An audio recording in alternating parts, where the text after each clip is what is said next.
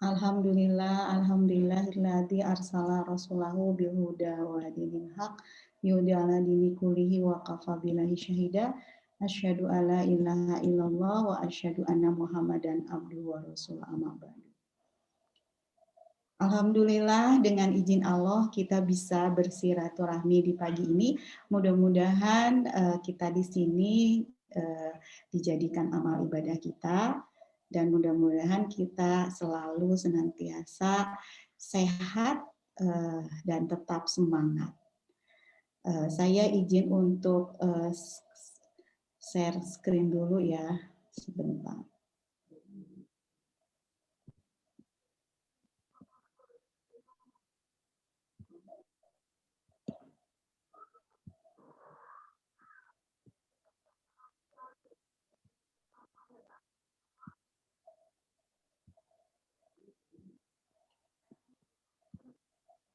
Ya, hari ini kita akan sharing tentang bagaimana mengatasi toxic parents ya. Nah, ini untuk orang tua yang mempunyai anak, apakah kita selama ini jadi racun atau jadi madu? Lagunya kan racun di tangan kananmu, madu di tangan kirimu gitu ya. Nah, gitu. Apakah anak-anak kita manis apakah anak-anak kita merasa manis di dekat kita atau misalnya merasa pahit atau misalnya seperti keracunan ya. Itu materinya menarik sekali karena emang kadang juga kita tidak sengaja, baik sengaja atau tidak sengaja kita meracuni anak kita atau mungkin meracuni diri kita sendiri dengan kita sering memaki, kita sering tidak menghargai diri ya. Jadi saya kalau misalnya bangun tidur biasanya tarik napas, kemudian saya kadang merenung. Kita selama ini sering ya ke orang lain, terima kasih, jazakumullah khairan katsir, hatur nuhun. Pertanyaannya, apakah kita pernah berterima kasih kepada diri kita? Karena kalau kita tidak menghargai diri kita, tentunya kita akan lebih sulit untuk menghargai orang lain. Nah, itu. Kencang banget itu. Suara saya jelas? Ibu Lita? Oke, ya. Jelas, Ibu. Ya, oke. Jadi pagi-pagi bangun tidur, tarik napas, hembuskan, kemudian pertama kita ucapkan alhamdulillah, terima kasih Allah karena masih beri kesempatan untuk memperbaiki, untuk menjalani hidup. Kemudian kita terima kasih Kaki, kemarin sudah mengantarkan saya ke majelis taklim. Terima kasih telinga sudah mengantarkan kami kepada parenting. Karena badan kita itu harus kita sapa juga gitu ya. Kemudian kita juga mohon maaf. Saya sering memohon maaf kepada kaki saya karena kaki saya dulu selama bertahun-tahun menyangga, dulu berat badan saya 93 kilo, bayangkan. Dengan tinggi 158.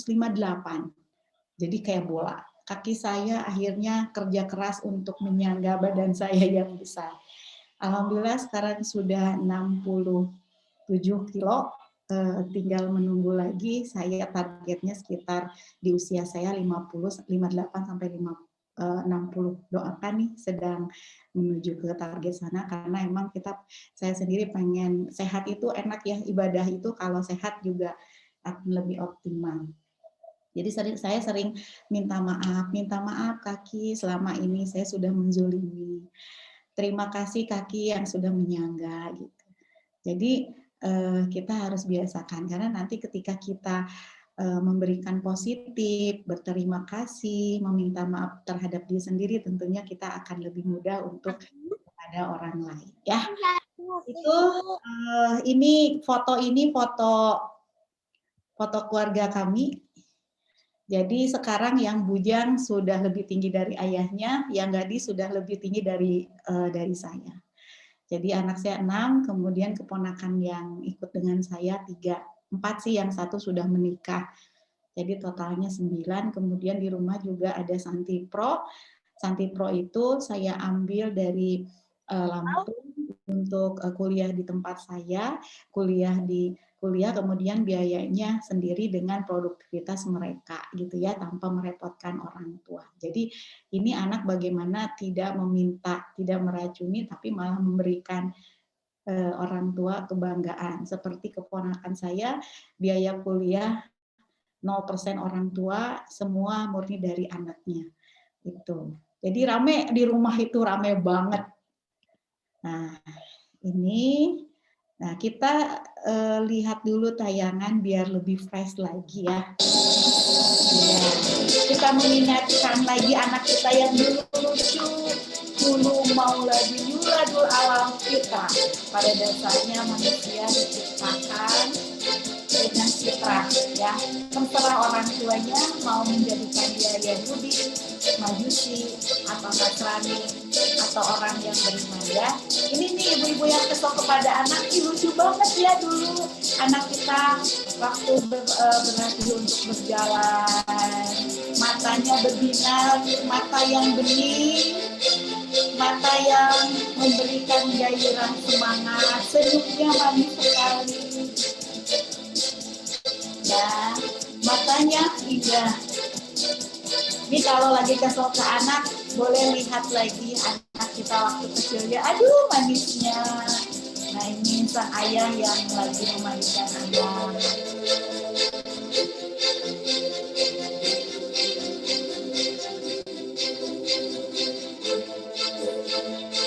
Ya, sebenarnya ya, anak-anak kita itu adalah keajaiban ciptaan dari Allah ya.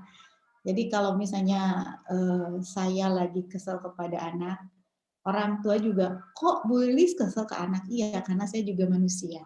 Saya punya rasa kesal, rasa marah, rasa kecewa, rasa sedih, rasa takut, cemas. Nah, ketika saya kesel, saya biasanya tipsnya lihat kaki anak saya dulu waktu kecil. Ya Allah, nggak fair banget dong kalau saya kesel kepada anak yang kakinya kecil banget gitu. Sehingga yang terjadi ketika kita kesel akhirnya terregulasi gitu ya. Itu. Nah, ini tentang toksin parent ya. Menurut Susan Forward tahun 2017 toksin parents ini ada 9 biasanya. Coba kita ibu-ibu, bapak-bapak, kita cek apakah adakah di diri kita hal yang berkaitan dengan ciri-ciri toksin parent ini. Yang satu adalah selalu mengkritisi apapun dilakukan anak. Selalu melihat kekurangan anak. Mengungkit-ungkit kesalahan anak. Nah, ini mengungkit kesalahan anak ini adalah biasanya tabiat manusia. Ya, jadi manusia itu senang mengungkit-ungkit. Sok aja misalnya ibu-ibu lagi kesel nih ke bapaknya. Diungkit-ungkit yang dulu ada si ayah mah, ada si abi mah dulu juga nggak perhatian ke umi, ke mama misalnya gitu ya. Diungkit-ungkit. Makanya biasanya saya pesan untuk siapapun misalnya klien saya atau anak saya, diungkit-ungkit itu nggak enak loh. Bagaimana biar kita tidak diungkit-ungkit terus gitu ya. Kalau kita melakukan kesalahan, kita bertanggung jawablah. Kita menerima konsekuensinya. Karena ketika kita ungkit-ungkit, kita bisa kan udah selesai gitu ya. Kayak misalnya saya kepada anak saya melakukan kesalahan. Kemudian saya kesel banget nih ke anak saya. Nah, terus saya bilang, dia kesalahan itu buang nasi. Bagi saya ya buang nasi itu mubazir ya, dibuang gitu. Terus saya bilang ke anak saya, nasi dibuang-buang. Terus dia bilang begini, ya bun maaf, oke, minta maaf. Kamu terima ya konsekuensinya. Konsekuensinya kamu harus bertanggung jawab. Bertanggung jawabnya adalah biar kamu efek jerah, kamu tidak melakukan lagi, silakan beli beras 2 kilo dengan uang kamu sendiri. Akhirnya anak saya belilah beras ya. Beli beras. Kemudian sudah beli beras itu udah beres, terus dia deketin saya. Kan kalau misalnya kita kalau kesel terus aja gitu ya. Terus anak saya deketin, kemudian bunda, terus jangan deket-deket bunda kata saya. Bunda kesel ke kamu. Terus anak saya bagus tuh. Anak saya bilang gini, Bunda nggak fair ya, aku melakukan kesalahan, aku minta maaf, aku bertanggung jawab. Kenapa diungkit-ungkit padahal masalahnya sudah selesai? Dalam hati saya, iya, saya sebagai orang tua lebay banget gitu. Nah itu, jadi kalau misalnya kita, namanya juga manusia, tidak luput dari kesalahan. Nah, ketika kita melakukan kesalahan biar tidak diungkit-ungkit adalah kita bertanggung jawab menerima konsekuensi. Karena kalau diungkit-ungkit lagi seperti anak saya lantang, Bunda itu nggak fair. Ya juga ya, yang malu waktu itu adalah saya, malu banget. Ya juga ya, anak saya sudah minta maaf, sudah bertanggung jawab. Tentunya ada pelajaran, kenapa saya mesti marah. Nah itulah perempuan, dia kadang emang suka berpikir emosional. Akhirnya saya yang malu gitu ya. Itu yang pertama. Siapa nih yang suka mengkritisi apapun? Karena emang orang tua itu hati-hati loh, orang tua itu sering jadi detektif. Ya, anak pulang sekolah. Belajar apa tadi di sekolah? Udah sholat belum? Udah makan belum? Jadi kayak detektif gitu. Dan biasanya anak kadang suka nggak tahu, lupa lagi, males banget ditanya gitu ya. Nah itu. Jadi emang kadang orang tua itu sering mempergoki anaknya dalam keadaan yang salah, akhirnya dikritisi-kritisi. Kata anaknya serba salah sih, itu salah, ini salah gitu ya. Akhirnya apa yang terjadi? Ya sudah, tidak betah di rumah, anak keluar. Nah, itu lebih bahaya karena di luar lebih buas daripada di rumah. Yang kedua, gagal memberikan rasa aman. Jadi di rumah itu bagaikan neraka, janganlah gitu ya.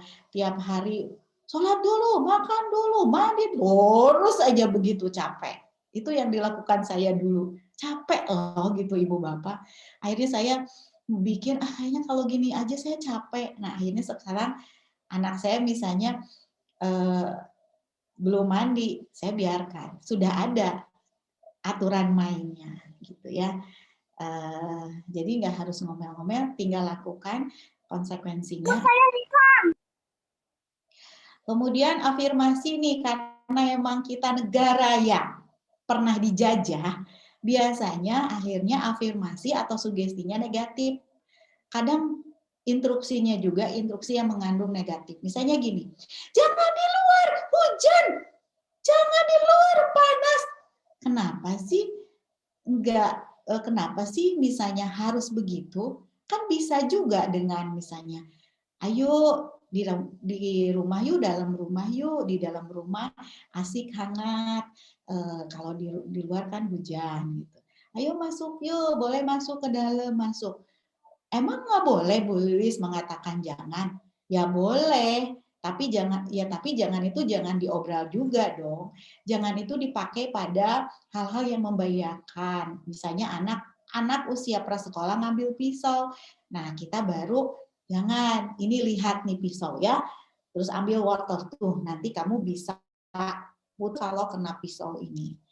Nah, itu jadi afirmasinya positif gitu. Saya membuat penelitian kepada anak saya. Jadi anak saya bagi rapot. Jadi sekarang ketika online tiap bulan ada pembagian rapot Pendika. Saya tiap bulan. Nah, bulan sebelumnya saya tanya, anak saya ikut, terus saya bilang ke gurunya, gimana Bu? Iya Bu, anak Ibu tuh suka ngumpulin jadwal, ngumpulin hasilnya telat Bu, gini. Ya tuh, makanya Mei, gitu ya kan, dipanggilnya Mei. Ini kena telat aja sih, ini kan gitu ya. Saya afirmasi yang negatif. Saya pengen penelitian gimana selanjutnya. Pas pulang ke rumah besoknya sekolahnya nggak semangat gitu. Saya telusuri, oh ini emang afirmasi negatif membuat orang tidak semangat. Sebulan kemudian bagi rapot lagi. Nah, terus saya ini juga ngobrol sama gurunya gimana. Gurunya bilang, iya Bu, kalau misalnya kalau sekolah itu kameranya suka dimatikan Bu. Nah gitu. Nah terus saya beda dengan bulan kemarin. Saya bilang begini ke gurunya, Bu, emang saya nggak mengada-ngada, nggak berbohong, emang kondisinya apa adanya gitu ya. Damai itu Bu luar biasa. Jadi damai ini sudah bangunnya nggak dibangunkan lagi, dan emang iya gitu ya, bangun jam 3 lebih seperempat, kemudian kia mulai barengan, terus sholat duha dengan saya, luar biasa Bu, saya bilang. dia itu rajin. Nah, nanti apalagi ditambah dengan misalnya lihat di mengerjakan tugas yang lebih rajin. Nah, ini udah saya tuh seneng banget gitu ya. Namanya itu tuh anaknya semangat sekolah itu. Jadi pagi-pagi udah mandi. Itu mukanya yang sebulan yang lalu gini nunduk gitu. Nah, yang bulan sebelumnya. Nah, besoknya saya lihat semangat. Terus dia bilang, "Bun, aku udah sekolah nih, aku foto nih, aku kelihatan kan sekarang foto aku tidak sembunyi di kamera. Bun, aku udah ngerjain tugas."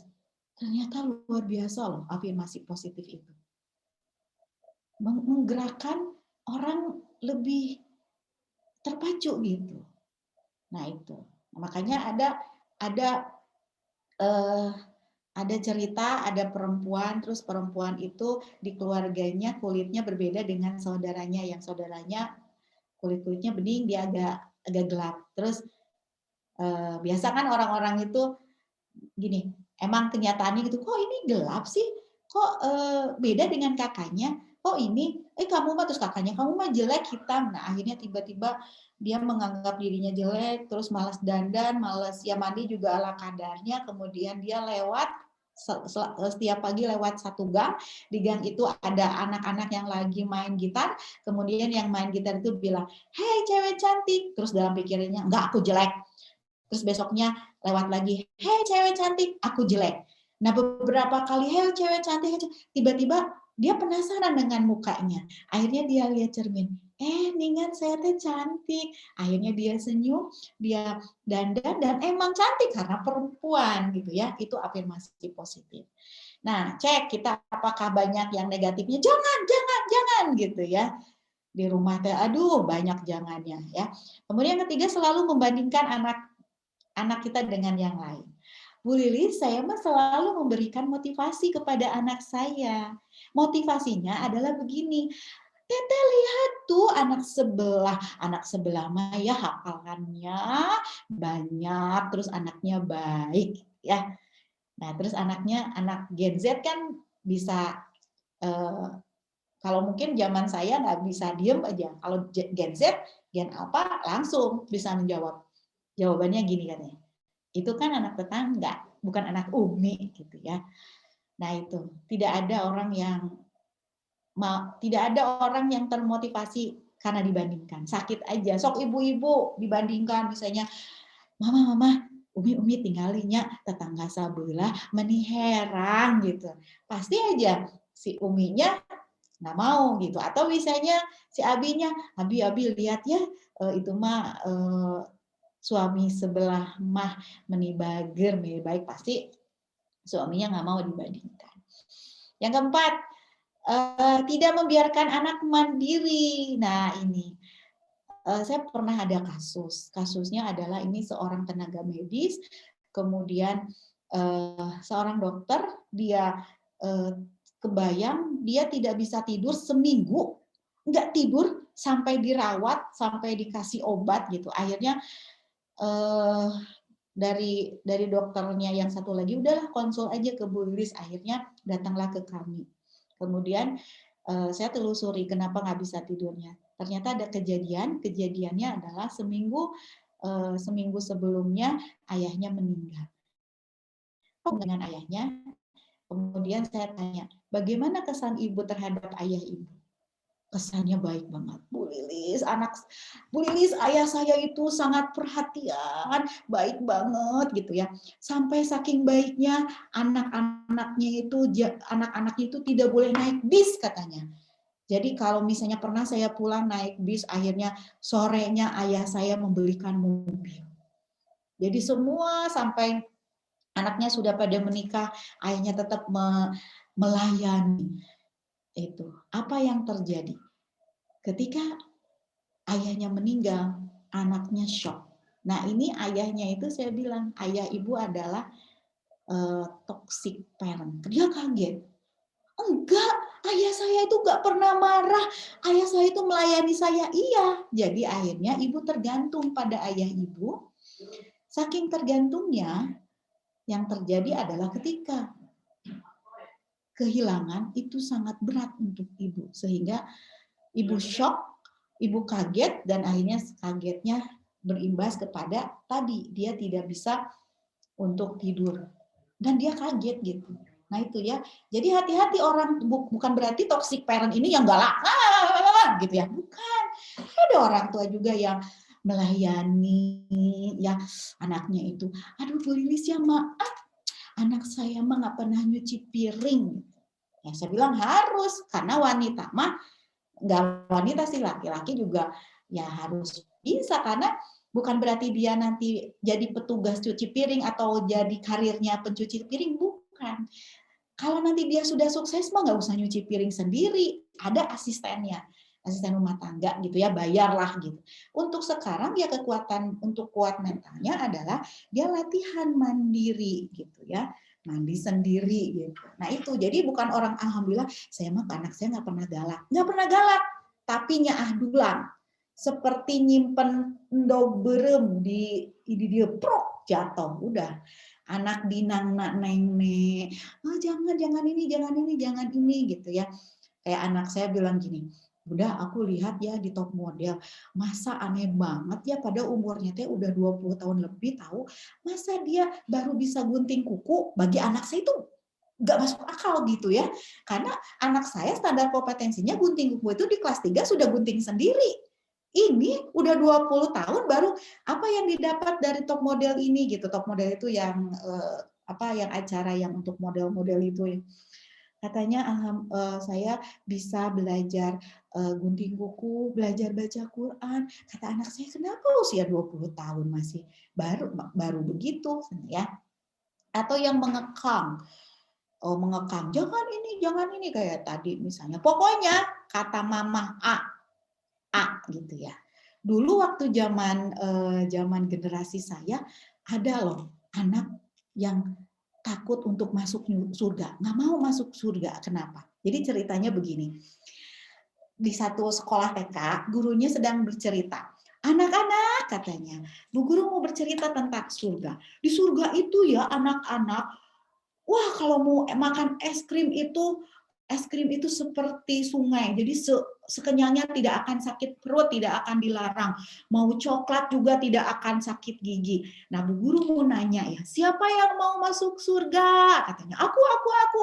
Ada satu anak yang nggak ngangkat tangan.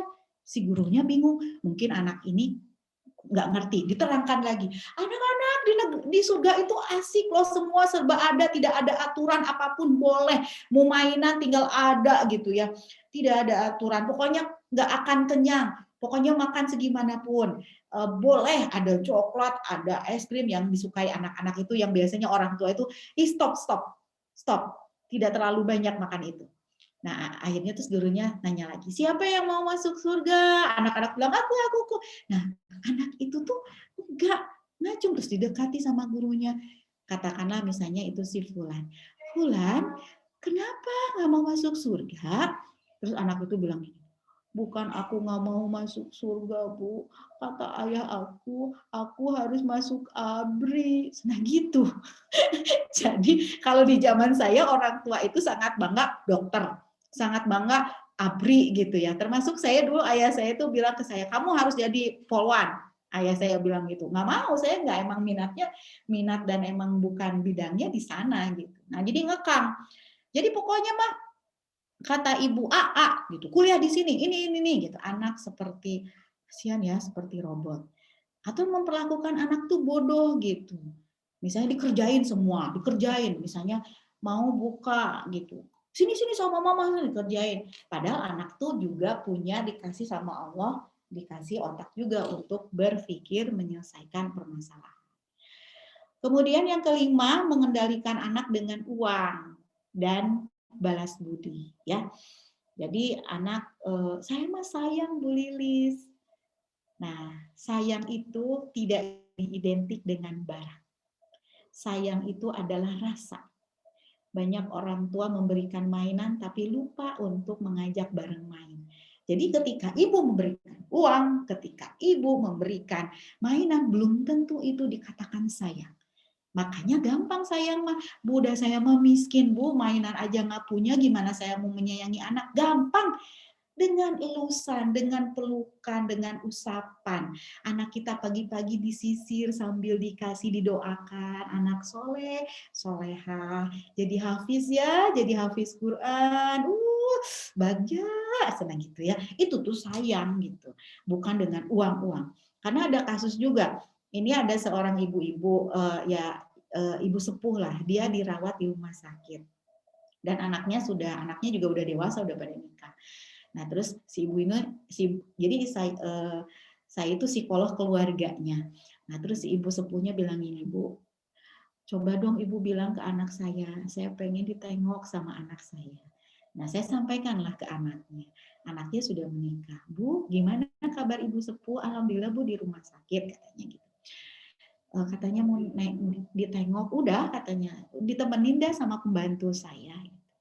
Terus saya bilang, ibu tuh pengen ditemani sama anaknya loh. Terus anaknya bilang, Bu Lilis, dulu aku dikasih uang, dikasih barang. Nah sekarang kan ya saya balas budi dong ke ibu saya. Saya memberikan rumah sakit yang terbaik, yang terbagus dokternya. Saya bilang ke dokter, dok pokoknya biaya segimanapun saya yang nanggung. Nah saya bilang, iya ibu tuh pengen sama ibu bisa ditemani. Nggak bisa Bu, dulu dia kemana? Saya dulu dikasih mobil, dikasih fasilitas, tapi dia nggak pernah ada di saya. Nah itu loh.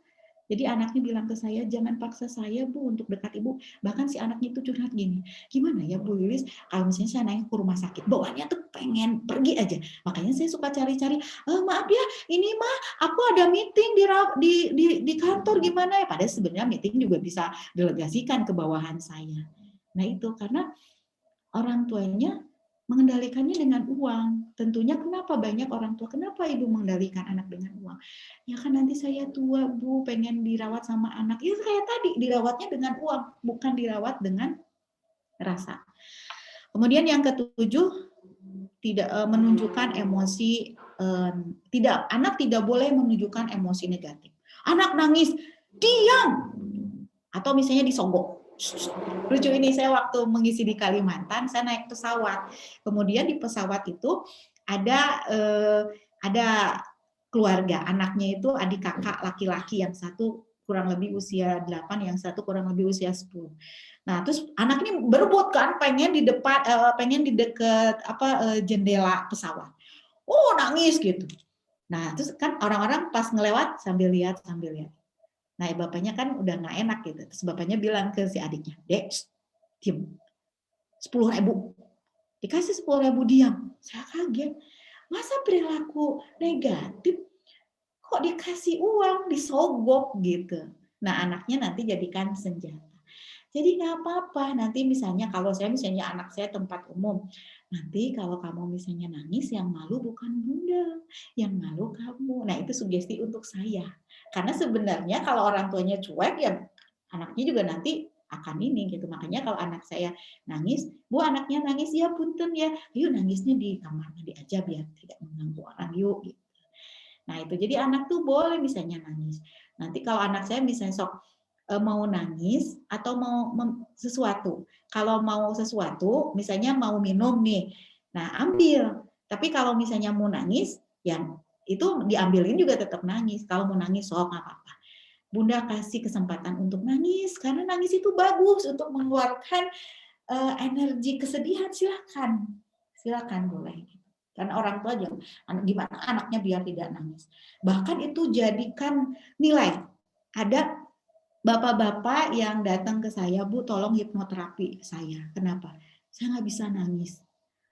Kemarin puncaknya ayah saya meninggal, saya nggak bisa nangis, Bu. Dan saya hati kecil tuh saya pengen nangis, tapi nggak bisa. Sampai kata teman saya, datang ke DT di malam Jumat, ada pengajian, di sana ada muhasabah, bisa. Ketika muhasabah, culang cilun, yang lain kok bisa. Nah, ternyata pas saya gali-gali, kenapa dia tidak menangis? Karena sugesti dari orang tuanya dulu. Anak laki-laki pantang menangis, tidak boleh cengeng. Akhirnya itu jadi nilai ketika dia mau menangis, tidak boleh oleh pikirannya. Padahal sebenarnya nggak apa-apa kalau menangis doa kepada Allah, kan berintih itu yang Allah sukai ya. Kemudian melontarkan candaan yang tidak pantas tentang anaknya, memberikan label negatif pas pada anaknya. Yaitu saya pernah tergabung dengan grup sekolah dulu ya, sekolah SMP. Saya kaget sampai keluar grup. Di grup itu ibunya mau video, terus anaknya prosotin celana, terus joget-joget. Astagfirullahaladzim. Terus saya langsung japri, ini maksudnya apa? Saya bilang. Terus ibunya bilang, heureuy ya malis atuh meni dimasukin ke hati. Bukan heureuy, saya bilang. Ini tidak pantas dilakukan untuk ke anak. Gitu ya. Nah, kemudian memberikan label negatif misalnya ke anaknya si pesek. Kemudian yang ke-8, mengharapkan anak-anak sukses sesuai dengan standar orang tua. Pokoknya mah jadi abri, jadi dokter misalnya ya. Pengen berkuasa penuh atas hidup anak-anaknya. Padahal anak itu milik siapa yo ya. Kemudian ke-9, melakukan kekerasan verbal dan fisik. Ini toksin banget ya. Jadi bisa jadi trauma nanti ya. Misalnya dengan verbal, bisa verbal itu dengan nada yang tinggi misalnya. Kamu misalnya bisa dengan gitu. Atau misalnya dengan senyum-senyum, ih kamu mah bodoh ya. Nah itu tuh kekerasan verbal. Atau fisik nyubit misalnya. Itu. Nah ini yang toxic parent ini bisa menyebabkan apa? Yang pertama adalah membuat anak pasti tidak percaya diri ya. Kamu mah bodoh, mikir atau pakai otak, yang gini aja nggak bisa. Dari kemarin kamu mah malas, pasti anak nggak percaya diri. Pasti tidak nyaman, omelan, terus marah gitu ya. Ini nggak boleh, itu nggak boleh, pasti tidak nyaman. Kemudian cemas, karena nanti kalau begini diomelin, ini diomelin. Jadi tidak memberikan ruang anak untuk melakukan kesalahan. Padahal nggak apa-apa kesalahan. Nanti belajar dari kesalahan, bagaimana belajar dari kesalahan tidak mengulang lagi. Gitu. Kemudian memperbaiki dengan yang lain dan tentunya konsekuensi. Keputusan anaknya dasiun gitu ya. Anak merasa tidak mampu. Kemudian anak merasa bingung, tertekan, stres nanti. Hati-hati loh. Stres itu banyak pada anak dan tidak terlihat. Mungkin kalau orang tua, kalau anak tidak terlihat, biasanya hanya nangis. Dan anak seperti robot ya, pokoknya kamu harus ini. Robot kasihan banget. Dan tentunya nanti anak depresi.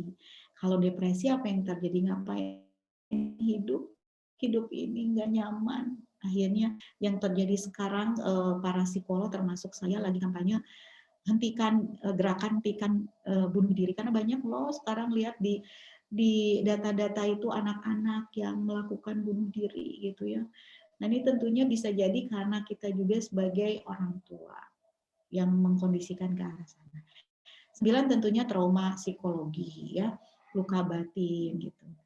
Ada yang ibu-ibu bercerita ke saya, Bu, saya mah dulu ya, saya kan dulu sekolah dulu mah kan nggak ada universitas, dulu mah ada SPG itu paling tinggi. Nah terus udah gitu dia seneng, akhirnya dia pengen ke SPG, terus dia pulang ke rumah, ibunya tuh jualan lotek, terus dia dengan semangat, mama abdi erek sekolah di SPG, erek lebet ke SPG mama.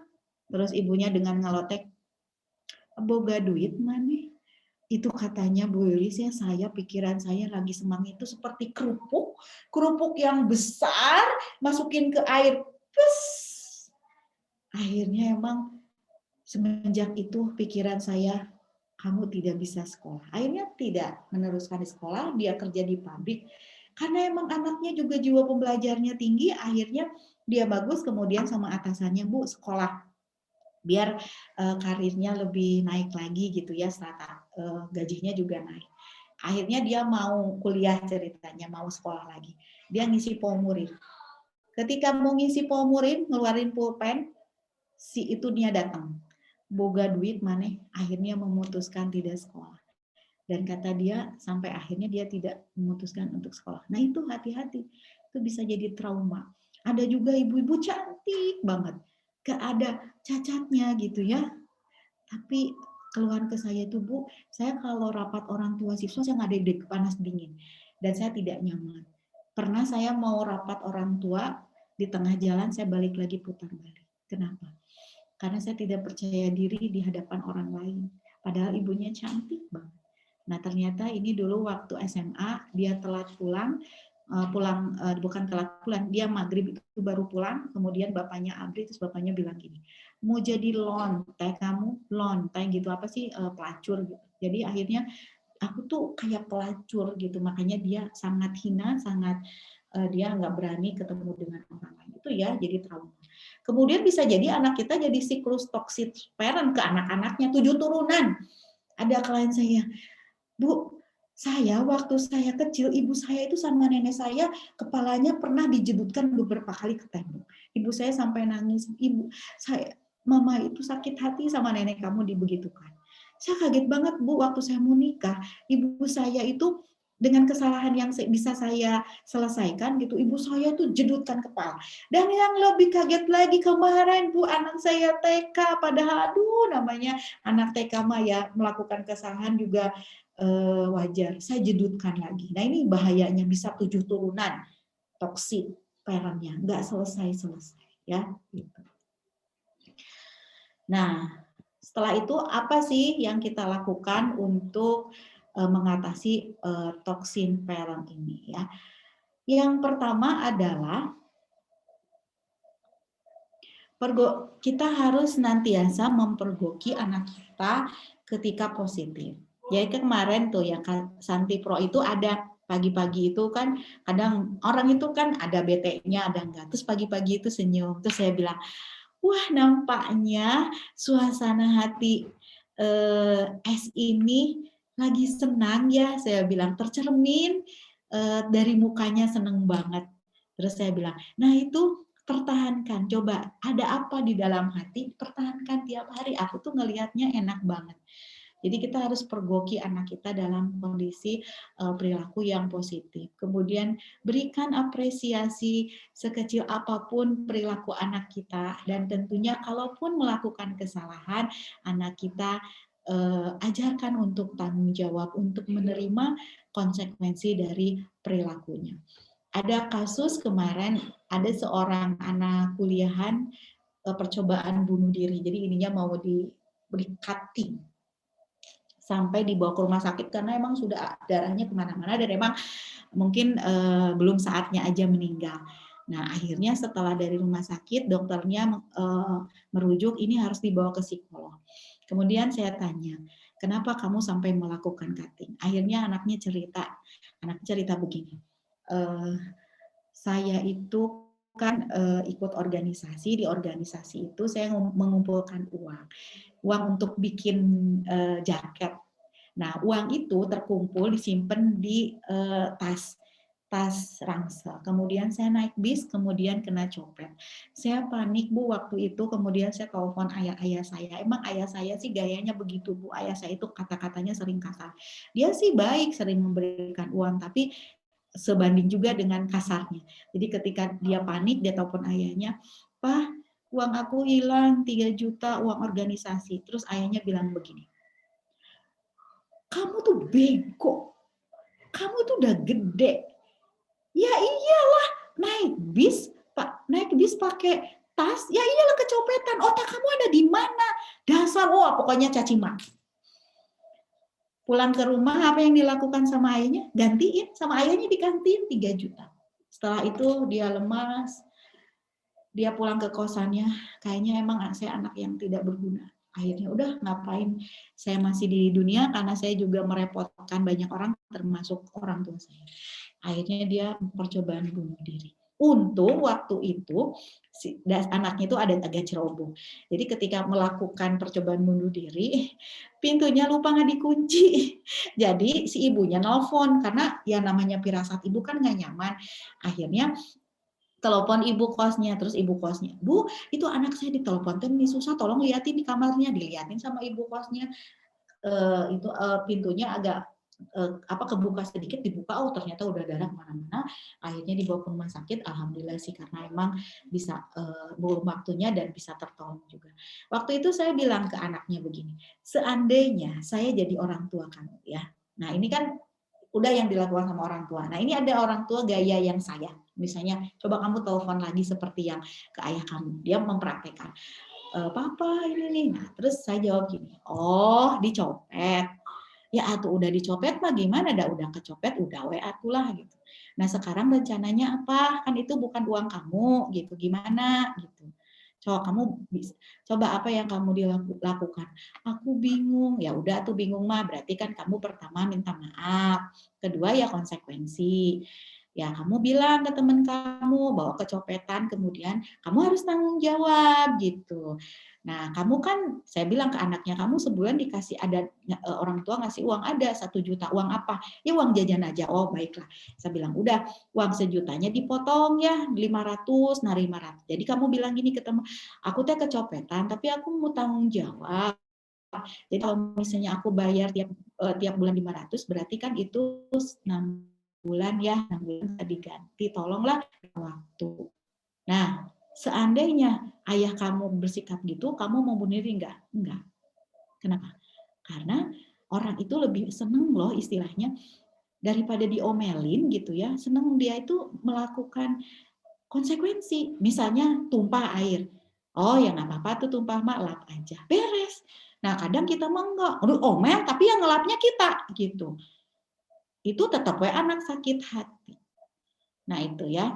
Jadi konsekuensi itu luar biasa. Sekarang saya pagi-pagi saya tidak pernah ngomel. Saya ke anak saya bilang gini, Bunda mah nggak akan ngomel capek, ngomel mah dulu juga ngomel capek.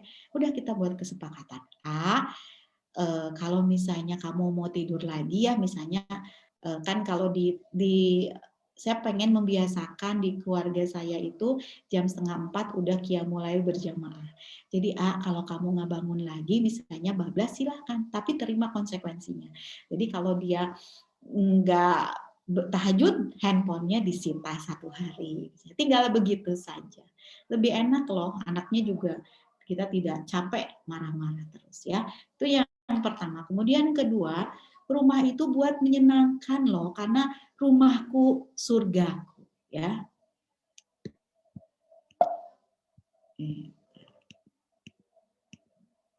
Rumahku surgaku. Jadi buat rumah itu menyenangkan.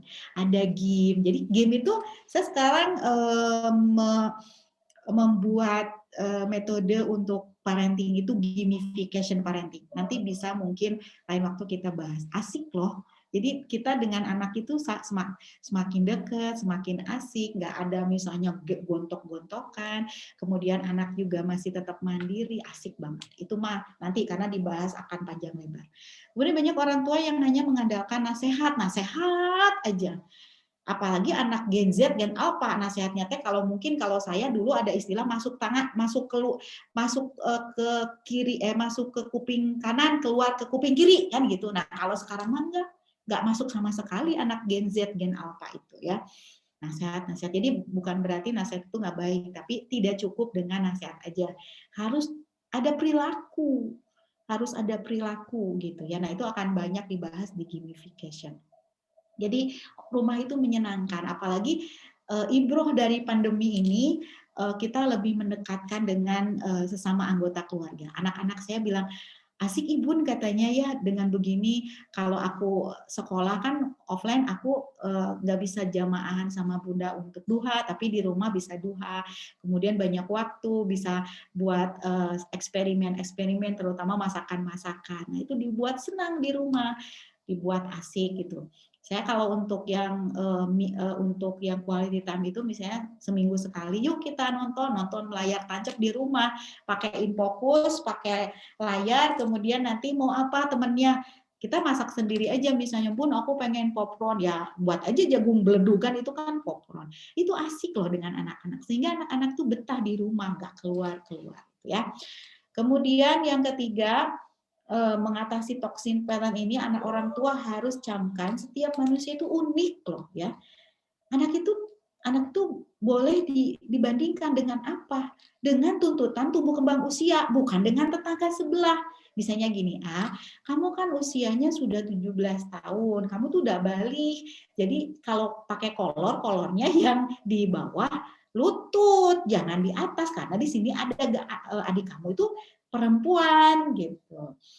Nah itu jadi bandingkan dengan tuntutan tumbuh kembangnya. Kan sudah kelas 2 SD jaga. Jadi kalau kelas 2 SD mah celana dalam ya dicuci sendiri karena kan cuci celana dalam itu privacy, itu rahasia. Untuk menutupi rahasia kamu, alat kelamin kamu kan rahasia. Nah, itu jadi bandingkan dengan usianya, bukan bandingkan dengan temannya, bukan bandingkan dengan anak yang lain. Itu ya yang harus dicampur. Kemudian yang selanjutnya, tempat bergantung itu hanya Allah. Tempat bergantung itu jangan orang tua. Orang tua untuk tempat bergantung akan anak akan kecewa. Karena orang tua itu manusia, banyak salahnya. Dulu dari guru besar saya yang almarhum sudah meninggal, dosen saya, dia cerita ke saya pengen mengajarkan tentang akidah. Caranya yang konkret adalah anak SD, anaknya jadi rumahnya itu jauh ke SD itu. Nah terus dia sebulan itu diantar, terus nanti naik angkot ini, naik ini, naik ini. Gitu. Sudah sebulan anaknya dilepas sendiri. Orang tua yang lain tuh bilang gini nih ke saya, itu lihat anak kelas 1 mandi sendiri, orang tuanya kemana, kasihan bla bla bla, pokoknya dicaci aja saya itu sebagai orang tua. Nah, saya itu pengen mengajarkan ke anak saya, bergantunglah kepada Allah. Nah, gantungkanlah ke yang lebih tinggi Allah. Jadi kepada kami itu banyak, kami itu manusia gitu.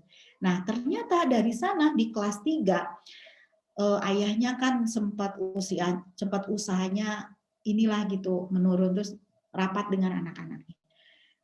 Ini kayaknya akan dikurangi gini-gini. Terus anaknya bilang, tenang ayah, aku banyak tabungan. Kaget, tabungan di mana? Dari ongkos loh. Selama ini gimana? Ayah kan naik angkotnya 2 kali katanya. Aku tuh ada jalan tikus, jadi naik angkotnya sekali. Jadi aku sisa angkot yang satunya 2, berarti kan sehari 2 tuh nggak naik angkot. Aku tabungkan.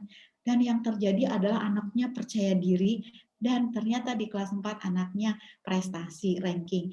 Barulah orang tua yang lain, gimana Pak? Gimana caranya mendidik anak? Karena anaknya luar biasa. Ketika nyebrang, dibantu sama ibu. Enggak Bu, saya udah biasa. Nah itu, jadi ibu-ibu, gantunganlah anak kita kepada Allah. Bagaimana cara menggantungkan pada Allah? Ya dia harus mandiri. Karena mandiri itu adalah pelajaran pertama akidah. Bagaimana dia mau mengurus umat kalau dia tidak bisa mengurus diri sendiri. Jadi kan misalnya ibadah itu kan berkaitan dengan mengurus diri sendiri. Jadi kemandirian kayak misalnya ibu mengajarkan mandi sendiri, itu hati-hati pelajaran akidah untuk anak ibu. Karena ketika anak ibu mandi sendiri tidak tergantung pada ibu, tentunya dia akan lebih pede, dan orang yang pede akan lebih bisa mengenal Tuhan. Ya. Kemudian yang kelima, sebagai anak kita harus berbakti kepada orang tua, ya.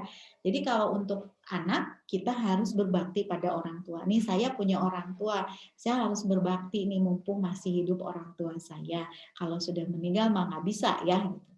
Kemudian yang kedua adalah kalau kita sebagai orang tua kita harus ikhlas, tidak menuntut anak berbakti, tidak menuntut anak balas budi. Jadi nanti, dan anak itu dipersembahkan untuk umat seperti Nabi Ibrahim mempersembahkan Nabi Ismail. Jadi saya kalau sugesti ke anak-anak saya, ini sugestinya sebenarnya untuk saya ya, dan anak saya jadi tentunya akan dapat juga.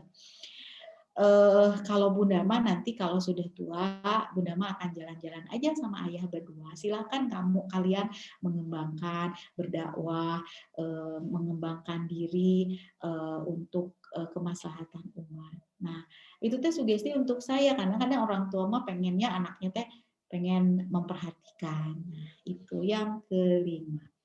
Kemudian yang selanjutnya, anak juga punya rasa. Jadi kita harus memberikan ruang loh anak, misalnya ketika sedih. Ketika sedih apa yang kita lakukan? Usap, sentuh, peluk. Ketika takut juga. Ketika marah sok, nggak apa-apa nangis aja. Nangis mah itu nangis mah olahraga paru-paru, sok nggak apa-apa. Kecewa terus, jadi kita harus berikan karena anak kita juga sama, kita manusia gitu ya. Dan siap dengan senjata anak. Ya, senjata anak itu apa? Yang memancing emosi orang tua, merengek, menangis. Apalagi ini dilakukan di tempat umum, misalnya dibawa ke mall sengaja biar orang tuanya malu dan dibelikan mainan. Ya, mengancam misalnya, ya udah kalau nggak dibeliin aku nggak mau sekolah. Ada klien saya mengancam, kalau nggak dibeliin motor nggak sekolah. Saya bilang ke ibunya, ya biarin aja, ibu kan sudah mengikhtiarkan untuk sekolah, masalah anaknya nggak mau ya nggak apa-apa, yang salah bukan ibu, ya ya anak ibu gitu. Udah mah harusnya bersyukur dong disekolahkan. Ini malah menuntut, memaksa dibelikan motor. Sedangkan usianya baru 13 tahun. Aduh, 13 tahun dibelikan motor. Saya bilang, Bu, mendingan ibu misalnya melihat anak menangis sekarang pengen dibelikan motor, atau ibu nanti menangis karena anak kecelakaan. Usia 13 tahun trek-trekan di tempat saya aja sama bris kelindas, ya Allah sampai meninggal ya gitu. Merusak barang misalnya. Kayak anak saya tuh lagi marah, banting pintu, jebet, sampai gagangnya copot. Nah, ya silakan rusak. Yang penting adalah tanggung jawab. Konsekuensi, gantikan. Makanya setelah selesai, saya bilang ini harganya, gagang ini tuh harganya sekian. Jadi silahkan. Dia mikir juga. Ketika marah, dia akhirnya mau banting pintu, waduh rugi, nanti saya harus gantiin lagi. Gitu ya. Mempermalukan orang tua senjatanya. Nah, makanya tadi nangis itu kan mempermalukan, makanya sugestinya kalau kamu nangis yang malu kamu bukan bunda. Nah, itu sebenarnya biar kitanya kuat untuk senjata anak. Atau menyakiti diri sendiri atau orang lain ya. Tetap tenang sebagai orang tua, menghindari terpancing karena suka kepancing orang tua untuk apa ngomel ya. Kamu mah gimana gitu ya. Atau ngancam, sok kalau kamu nggak mau sholat, laporkan ke Pak Ustadz. Nah ini mohon maaf ya ibu-ibu. Kadang anak-anak itu suka, ibu-ibu itu suka bilang, nanti laporkan ke Pak Ustadz, ke Bu Guru misalnya. Nah anaknya apakah akan lebih takut ke ibu? Enggak tazim. Alah, dilaporkan. Banyak orang yang datang ke saya, Bu, tolong dong nasehatin anak saya main game aja, pusing. Terus saya bilang, iya saya bisa nasehatin Bu. Dia datang ke sini, saya nasehatin, tapi nanti ke ibunya akan enak gitu. Nasehatin aja butuh psikolog, berarti orang tuanya tidak berdaya, penakut misalnya, dan anaknya tentunya akan lebih merajalela bisa mengerjai orang tua. Kemudian mengancam tadi, menyogok kayak tadi ya, terus dia kasih uang. Masa perilaku yang negatif dikasih uang itu namanya nyogok. Kita harus evaluasi loh, kenapa orang Indonesia itu sogok menyogok. Mungkin emang di rumah kita dilakukan sogok menyogok gitu. Nangis dikasih permen, kenapa? Kecuali kalau dia sok sekarang, kalau tenang, nanti kalau sudah tenang dikasih permen, baru itu hadiah. Tapi kalau nangis dikasih permen, nyogok gitu ya. Membandingkan orang tua misalnya, ih kamu mah nggak bisa diurus, anak lain mah bisa diurus. Nah, atau mendiamkan. Tidak boleh orang tua menghukum anak, mensanksi anak dengan mendiamkan. Ya, kecuali Rasulullah pada sahabat, karena itu juga dari dari wahyu Allah juga. Nah, kalau kita mah nggak boleh karena nggak akan mempan, Bu, malah sakit hatinya. Jadi jangan mendiamkan. Jadi kalau saya misalnya anak saya melakukan kesalahan, kita masih ngobrol, anak saya tinggal tanggung jawab aja menerima konsekuensi. Lagi marah, capek marah tehnya, nanti ada urat putus di sini gitu ya. Atau menyakiti verbal atau non verbal ya. Itu. Kemudian yang ketujuh, ayo kita lakukan rumah itu madrasah pertama, tempat belajar, tempat yang menyenangkan ya. Itu. Yuk perilaku-perilaku, terutama karakter itu adalah tetap yang membentuknya adalah di rumah orang tua, bukan di sekolah ya. Itu. Nah, ini yang ke-8, anakmu bukan milikmu. Nah, ada kuis, Teh Lita, Bu Lita, ada door prize. Kalau ada door prize, coba ya jawab nih. Nanti hadiahnya minta ke sekolah, ke panitia. Ini anakmu bukan milikmu, ini puisi siapa? Wah, ini populer banget ya. Mereka sekedar lahir melaluimu, tetapi bukan berasal darimu. Walaupun bersamamu, tetapi bukan milikmu. curahkan kasih sayang, tetapi bukan memaksakan pikiranmu, karena mereka dikaruniai pikiran sendiri. Nah, ini jawab puisi dari mana ya? Itu yang ke-8. Kemudian yang ke-9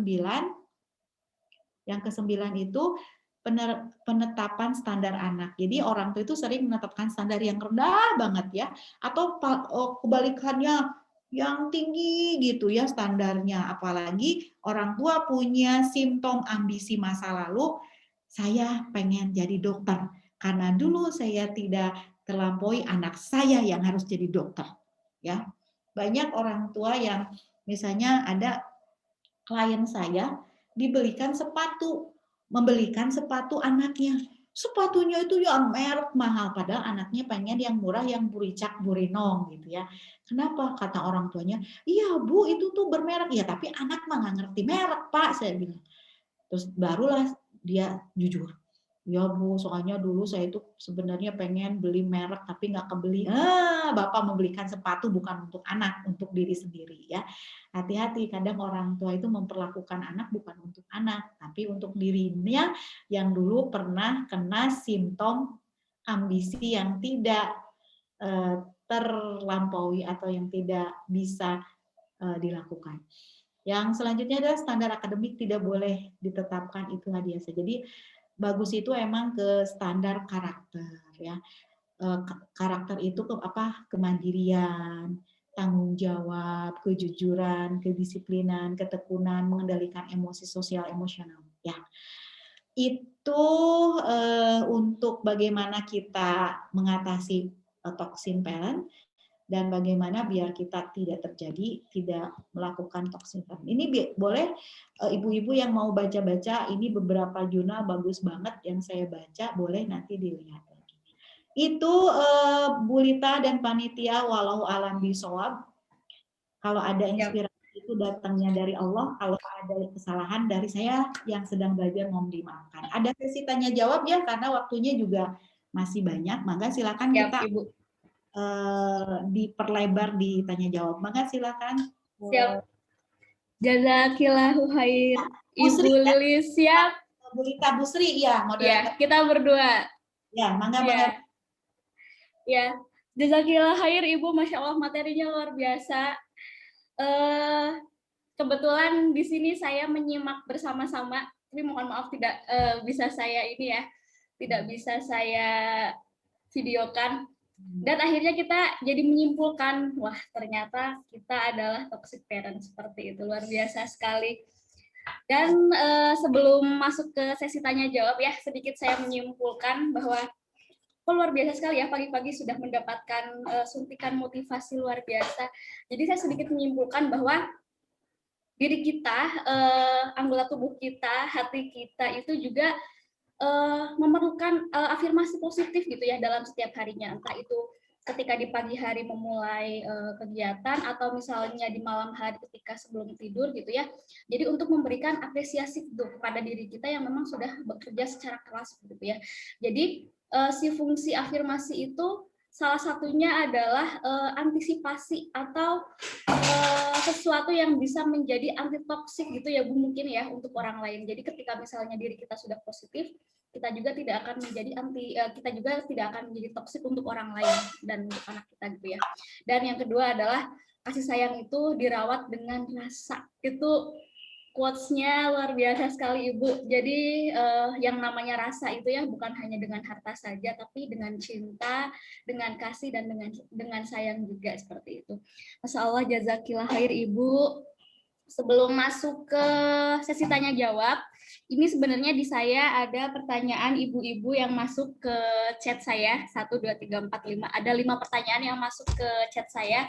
Tapi sebelumnya saya ingin mempersilahkan Bapak Ibu yang hadir di ruang Zoom ini untuk mengajukan pertanyaan jika ada kepada Ibu Lilis. Mumpung kita sedang bertemu dengan ahlinya, dengan expertnya. Tadi ya membaca CV beliau itu, wah merinding sekali. Apa yang sedang saya cita-citakan sudah ada di Ibu Lilis semua, seperti itu. Mangga, boleh raise hand atau langsung open mic saja, mangga. Ada Bapak Ibu yang ingin bertanya. Waalaikumsalam warahmatullahi wabarakatuh. Bunda Indri. Ya, salam Bu kenal Indri. buat Bu Lilis juga ke teh moderatornya.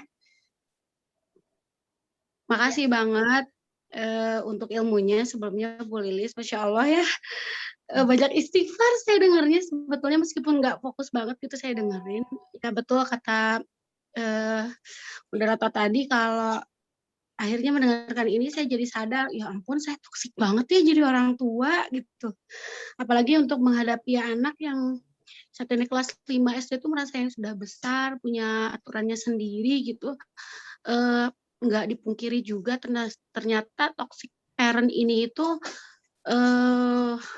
hasil dari yang sebelum-sebelumnya ya. Mungkin disebutnya dengan apa itu turun-temurun itu loh. Terus tadi ya. Iya. Betul. Jadi sangat membekas gitu dalam hati dan pikiran saya karena seolah flashback gitu ya. Hal ini berlaku lagi gitu di kehidupan saya ke anak-anak gitu Bu ya. Nyesalnya sih ketika setelah itu dilakukan, terus setelah mendengarkan hal seperti ini gitu loh Bu. Tapi saya nggak bisa pungkiri lagi kalau itu bisa terulang gitu loh Bu. Nah untuk pertanyaannya gimana ya Bu ya? Saya mengobati perasaan anak-anak saya yang sudah terlanjur sakit hati gitu, terutama untuk anak perempuan saya yang paling besar gitu. Untuk insya Allah ini anak saya yang kelas 1 ini insya Allah lah bisa saya perbaiki kembali gitu ya Bu ya. Tapi untuk anak yang udah terlanjur gitu loh Bu, karena saya pernah juga ngeliat catatan kecilnya dia waktu kemarin saya marahin lah ya untuk hal yang sepele. Dia nulis dengan kata-kata yang ya ampun kok gini banget ya, oh ya ampun kok saya jahat banget ya gitu loh Bu. Minta sarannya dari Ibu Lilis nih, gimana saya memperbaiki toxic parent ini, usaha yang kayak gimana ya yang betul-betul saya ini harus berubah banget gitu loh Bu. Mungkin itu aja ya Ibu ya, jadi sedih Bu Lilis, aduh beneran saya ngerasanya. Berikan kesedihan ya. Mudah-mudahan sudah ada insight, sudah ada apa sih namanya merasakan itu akan lebih mudah nanti untuk. Amin. Ya itu mungkin itu ya Bu Lilis ya. Makasih banget sebelumnya. Assalamualaikum warahmatullahi wabarakatuh. Bu Sri, pertanyaannya bagaimana dikumpulkan dulu atau langsung dijawab? Ya, bagaimana mau sepertinya enaknya dikumpulkan dulu mungkin ya Umi Bunda. Dikumpulkan 3 pertanyaan, jawab ya kalau. Ya, jadi kita bagi 2 termin ya Bunda. Jadi termin pertama 3, termin kedua 3 seperti itu ya. Mangga. Siap. Lalu selanjutnya Mangga Umi Wafa. Bisa langsung open mic? Ya, alhamdulillah. Mangga. Bismillahirrahmanirrahim. Assalamualaikum warahmatullahi wabarakatuh. Waalaikumsalam warahmatullahi wabarakatuh. Ya, terima kasih kesempatannya Bu Sri dan Ibu Lilis. Alhamdulillah saya merasa tercerahkan. Betul kata Ibu tadi, sedih sebetulnya. Lebih ke sedih ya karena mengingat kesalahan-kesalahan yang lama gitu ya. Cuman gini Bunda, saya kan ibu bekerja. Nah, saya mulai merasakan lebih toksik ke anak-anak itu setelah masa pandemi ini gitu. Biasanya kan separuh waktu yang banyak saya tinggalkan anak-anak gitu. Dengan anak-anak kan waktunya sebentar, betul-betul bisa berkualitas gitu. Tapi ketika sekarang wah terasa saya merasa aduh saya gini-gini banget gitu ya. Dan mungkin alhamdulillah sekarang sudah tercerahkan lagi, oh ternyata jadi orang tua tuh betul-betul harus apik gitu ya Bunda. Nah, yang ingin saya tanyakan, bagaimana cara kita berdamai dengan diri sendiri ketika menghadapi anak-anak, ditambah dengan tuntutan, katakanlah pekerjaan kita, gitu ya, tugas-tugas kita di rumah. Terkadang itu yang suka memancing kita jadi orang tua yang tidak adil gitu pada anak-anak kita. Seperti itu, Bunda. Ya, terima kasih Bu Sri. Assalamualaikum warahmatullahi wabarakatuh. Waalaikumsalam warahmatullahi wabarakatuh. Hatur nuhun, Mama Wafa. Ya. Untuk Bunda yang lainnya, ada yang ingin mengajukan pertanyaan kembali, satu penanya lagi sebelum sebelum termin kedua. Mangga, ada yang ingin bertanya lagi? Boleh langsung open mic. Ya, Mangga. Oh iya, Mama Agil, siap. Oh ya, monggo Mama Agil. Ini saya lagi 2 Zoom, saya jadi bingung kemana. Ya, Masya Allah. Salam kenal Ibu. Ya. saya juga seperti Mama Wafa ya. Jadi agak sedih gitu. Melihat separuh perkembangan anak saya tidak saksikan. Jadi apa ya? Saya udah punya anak besar. Yang besar itu perempuan. Ketika saya mendidik anak yang besar itu saya ada di rumah, saya tidak bekerja. Full saya mengasuh mereka dari mulai sekolah kelas SD gitu. SMP saya mulai masuk berkarir gitu. Jadi mereka hanya saya asuh sampai SMP, tapi saya tahu perkembangan mereka dari SD kelas 1 sampai kelas 6 saya pegang. Dan untuk yang kecil ini yang laki-laki tentunya berbeda karakternya laki-laki dan perempuan. Anak laki-laki itu tantangannya lebih besar, Bu. Jadi saya sedih tadi mendengar Mama Wafa, ya memang saya mengakui bahwa separuh pendidikan saya tidak terserap oleh anak saya yang kecil, yang laki-laki ini. Jadi juga saya merasa berdosa memang. Jadi saya ikut Mama Wafa untuk lebih berdamai. Jadi saya setuju sekali bagaimana cara berdamai dengan diri sendiri karena saya tidak bisa mengasuh anak secara maksimal gitu, Bu. Apa dosa saya bisa termaafkan sebagai ibu gitu. Terima kasih, Bu. Hatur nuhun. Hatur nuhun Mama Agil. Ya Allah, meni terharu ya Allah. Ini sepertinya komentar ibu-ibu, bahkan komentar kedua orang tua saya pun sama ya. Jadi bagaimana cara berdamai dengan diri gitu ya, jika memang sudah terlanjur menjadi toxic parent. Dan ini beberapa pertanyaan yang masuk pun ya serupa seperti itu ya. Jadi kalau misalnya sedikit disimpulkan, pertanyaan dari Mama Wafa dengan Mama Agil gitu ya, bagaimana cara kita bisa berdamai dengan diri kita sendiri gitu ya, apabila perilaku-perilaku yang memang sudah tadi dipaparkan oleh Ibu gitu ya, yang memang masuk ke dalam kriteria toxic parent tersebut sudah terlanjur ada pada diri kita. Itu yang pertama. Terus yang kedua, pertanyaan dari Bunda Indri itu bagaimana gitu ya cara mengobati atau mengobati gitu ya. Jadi anak kita yang memang sudah terlanjur menjadi anak kita yang sudah terlanjur menjadi korban toxic parent. Mungkin seperti itu ya. Bunda Indri, mangga silakan kepada Bunda Lilis. Iya. Jadi kadang kalau kita lihat, kalau kita cari pelaku, kalau di psikologi itu jadi nggak ada pelaku karena semua korban. Kadang misalnya gini, ya tadi kadang pengasuhan kita itu diwarnai, bukan kadang, pengasuhan kita itu diwarnai ya 88% oleh pengalaman kita di masa lalu dengan orang tua.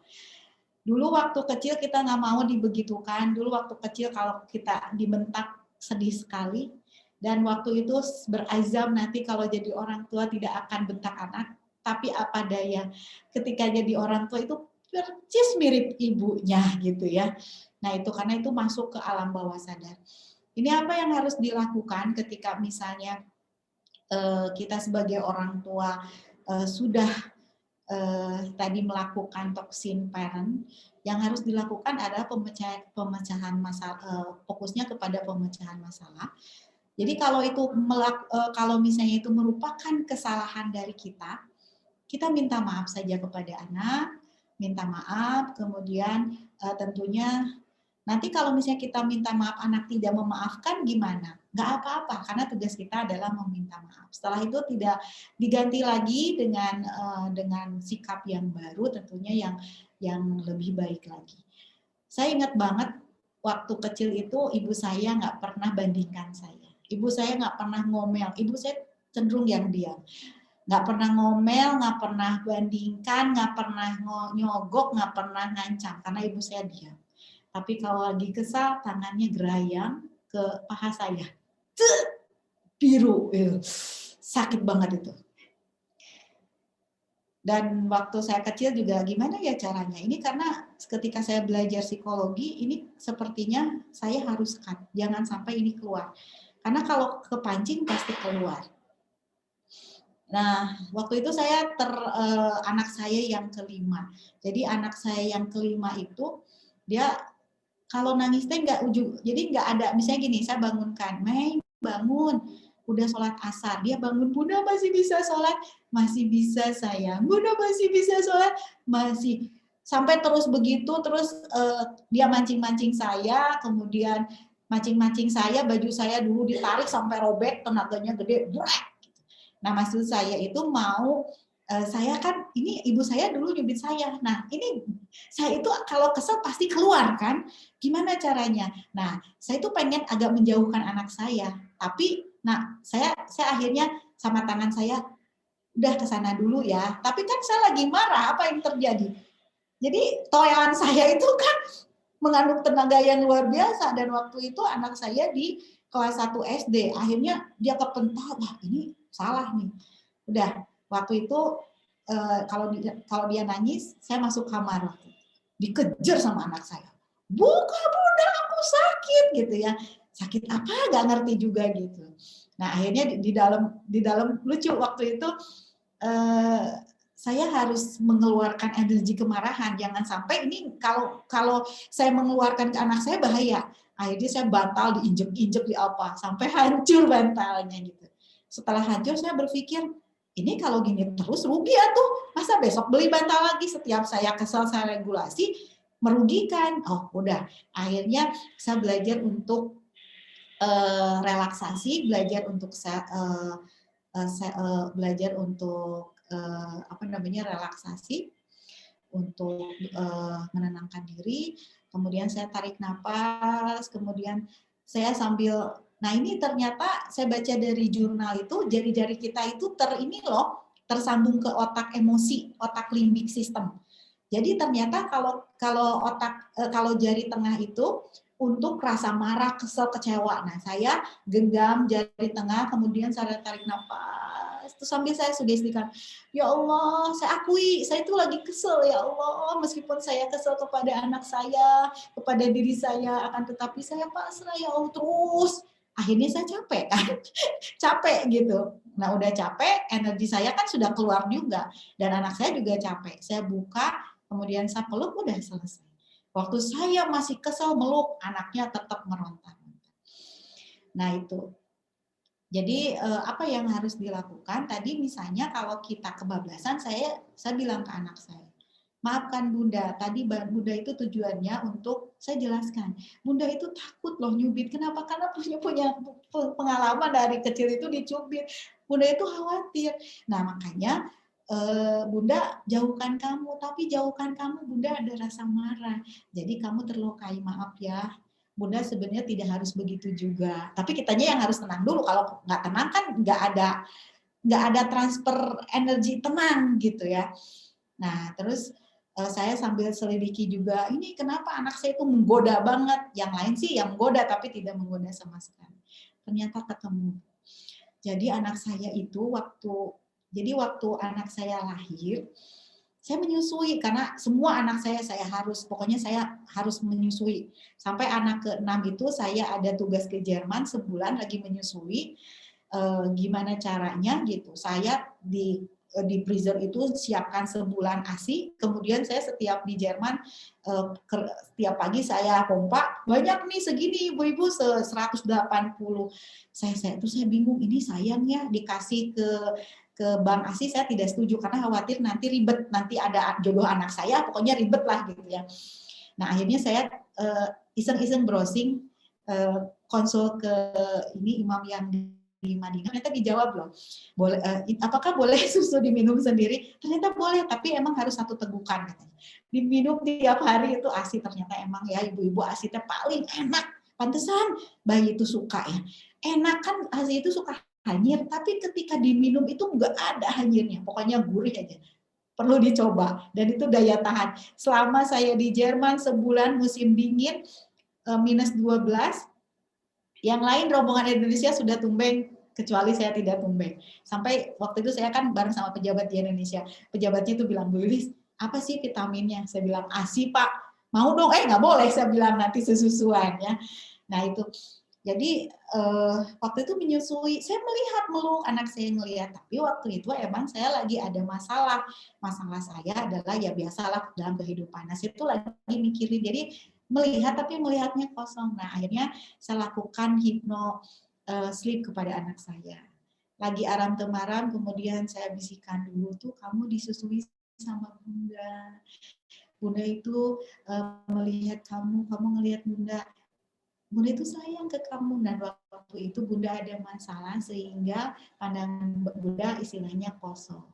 Minta maaf gitu. Nah itu sebenarnya menterapi saya juga ya, lagi menterapi. Setelah saya lakukan itu kepada anak saya, sudah tidak pernah lagi loh dengan nangis begitu. Jadi maksudnya gini loh, orang tua itu kan manusia, bukan berarti orang tua itu tidak boleh salah, bukan berarti begitu. Misalnya kita patok nih, orang tua itu tidak boleh salah, saya gagal. Orang tua melakukan kesalahan bukan kegagalan. Karena gampang kalau melakukan kesalahan, tinggal minta maaf aja, tinggal kita konsekuensi. Itu. Nah nanti anak kita tidak memaafkan, ya itu mah bukan urusan kita. Nah jadi bagaimana nih misalnya ketika apalagi ini hati-hati banyak terjadi pada ibu-ibu yang bekerja, rasa guilty feeling. Ini juga kurang bagus ya. Dalam artian merasa kayak saya punya daycare. Jadi ibunya itu dosen, menitipkan anaknya, usianya lucu banget anaknya, usianya 2 tahun. Setiap diantarkan, anak orang tuanya bilang gini, sayang, pintar, maafin Ambu ya, kan manggilnya Ambu. Maafin Ambu ya gitu. Terus saya suka bilang, saya terus nanya, ibu salah apa ke anak ibu?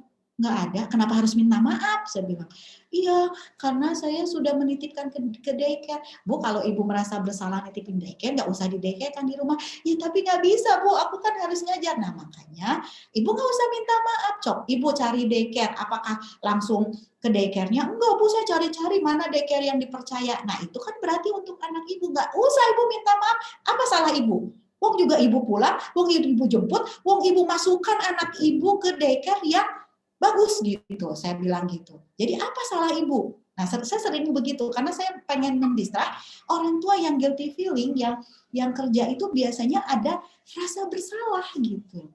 Jadi makanya gini, ibu-ibu yang bekerja, coba sugestikan kepada diri, saya bisa bekerja, saya bisa juga tidak bekerja. Pilihan saya bebas mau bekerja atau tidak. Namun sesuai dengan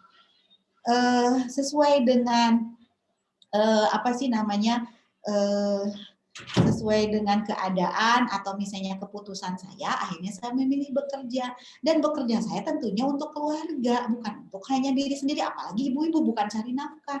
Jadi tidak ada salah, karena nanti datangnya ke rumah, ke anak. Nah ini suka gitu ya, suka ada rasa bersalah, karena rasa bersalah itu nanti bisa jadi tidak produktif gitu.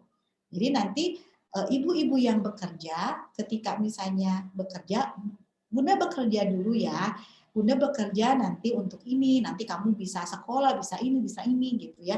Jadi untuk sayang kepada anak bekerja itu ya, karena nanti ada rasa, aduh saya salah. Ya kalau salah mah gampang minta maaf ke anak, kemudian tadi konsekuensi gitu ya. Nah terus misalnya kan kalau yang kerja keluar ketemu dengan anak ya, jadi kalau misalnya ternyata lama dengan anak, makanya ini tuh pandemi ini luar biasa. Allah itu tidak pernah menakdirkan yang jelek untuk umatnya. Allah itu pasti menakdirkan yang baik, meskipun kita belum bisa merasakan. Sok nanti ibrohnya ada. Ibrohnya itu sekarang orang tua, geningan anak aku teh begini ya, geningan Bu Lilis anak aku teh sehari-hari teh begini, jadi tahu semua gitu. Nah nanti bagaimana nih, kayak misalnya kalau saya juga bekerja ya, saya bekerjanya emang banyak di ruang praktek saya, jadi ruang praktek saya dengan rumah saya itu terkoneksi dengan satu pintu. Nah saya biasanya buat kesepakatan dengan anak-anak saya, kalau misalnya jam praktek itu jam 9 sampai jam 5 sore, anak saya ketuk pintu ke ruang terapi, mereka pasti nggak akan berani, karena ada aturan main, ada sanksi. Saya bilang, kalau jam 6 malam Bunda ada klien, kamu bebas. Makanya kalau ada klien jam 6 masih belum beres, anak saya gedor-gedor, Bunda buka, kita kan mau belajar Bunda. Nah saya nggak larang. Kenapa? Karena itu hak mereka. Nah jadi kita kasih ruang, misalnya gini, Bunda mau seminar hari ini, ya gitu. saya bilang, dan anak saya itu kadang misalnya, Bunda kemana? Di kamar, di ruang terapi, lagi seminar, kayak tadi misalnya. Bun kemana? Ada seminar online. Oh, anak saya tahu, dan dia nggak akan ganggu saya gedor-gedor dan sebagainya.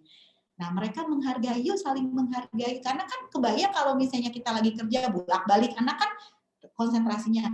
Tapi kita juga ada waktu. Jadi kalau saya misalnya, untuk quality time per hari untuk anak saya itu ambil di udah bada Isya. Jadi sholat berjamaah Isya, saya ngumpul dengan anak saya. Ada yang ngaji dengan ayahnya, kemudian ada yang nulis dengan saya. Sebentar kok, nanti diakhiri biasanya dengan gosok gigi barijeng bercanda, dan itu asik loh. Dan biasanya kayak saya kadang misalnya paginya suka ngisi di mana ada makanan simpen dulu, nah nanti pas lagi mereka udah selesai nulis saya suapin, wih enak gitu. Nah itu asik. Jadi mereka tuh gini, nggak apa-apa Bunda siang kerja, toh nanti ada waktunya untuk aku, dan itu tuh waktu nggak akan digunakan untuk yang lain. Kalau waktu aku digunakan untuk yang lain, Bunda tidak bilang dulu, aku bisa protes. Nah itu jadi nanti untuk orang tua yang bekerja, karena nggak bisa loh kita 24 jam untuk anak aja, nggak bisa. Kan kita itu ada untuk Allah, kita untuk ibadah gitu, ada untuk suami, ada untuk anak-anak, ada untuk masyarakat, dan tentunya nanti manajemen waktu. Jadi ada waktunya, tenang. Makanya anak saya tidak akan mengganggu kalau lagi kerja. Kenapa? Karena dia punya slot waktu yang spesial untuk anak saya. Dan biasanya mereka juga kalau kadang kita bawa banyakan, tapi kadang untuk quality time personalnya biasanya di jadwal. Sekarang giliran misalnya anak saya yang pertama, yuk makan keluar sambil ngobrol, sambil diskusi, apalagi anak saya yang pertama udah kuliah misalnya ya, lebih kalau udah kuliah kan lebih kayak temen. Jadi kadang kalau misalnya dia kan nggak malu gitu, terus digandeng ibunya, terus saya bilang, kamu nanti disangka Bunda dapat daun muda lagi, biarin katanya gitu. Aku kan laku untuk mama kayak gitu. Nah itu, jadi nanti ada waktu atur waktu kita untuk anak kita, tapi mereka juga harus menghargai waktu kita ketika kita bekerja gitu, sehingga ya kalau dia protes kan ada waktunya gitu. Bunda mah kerja aja loh, kan nanti juga ada dengan kamu. Jadi sehari adalah saya juga kuatkan dengan anak saya itu cuman kadang paling lama 30 menit, tapi sekarang lama suka 1 jam. Bun, aku pengen ini, dia lagi seneng film Korea. Aku pengen nonton film Korea, izinin ya.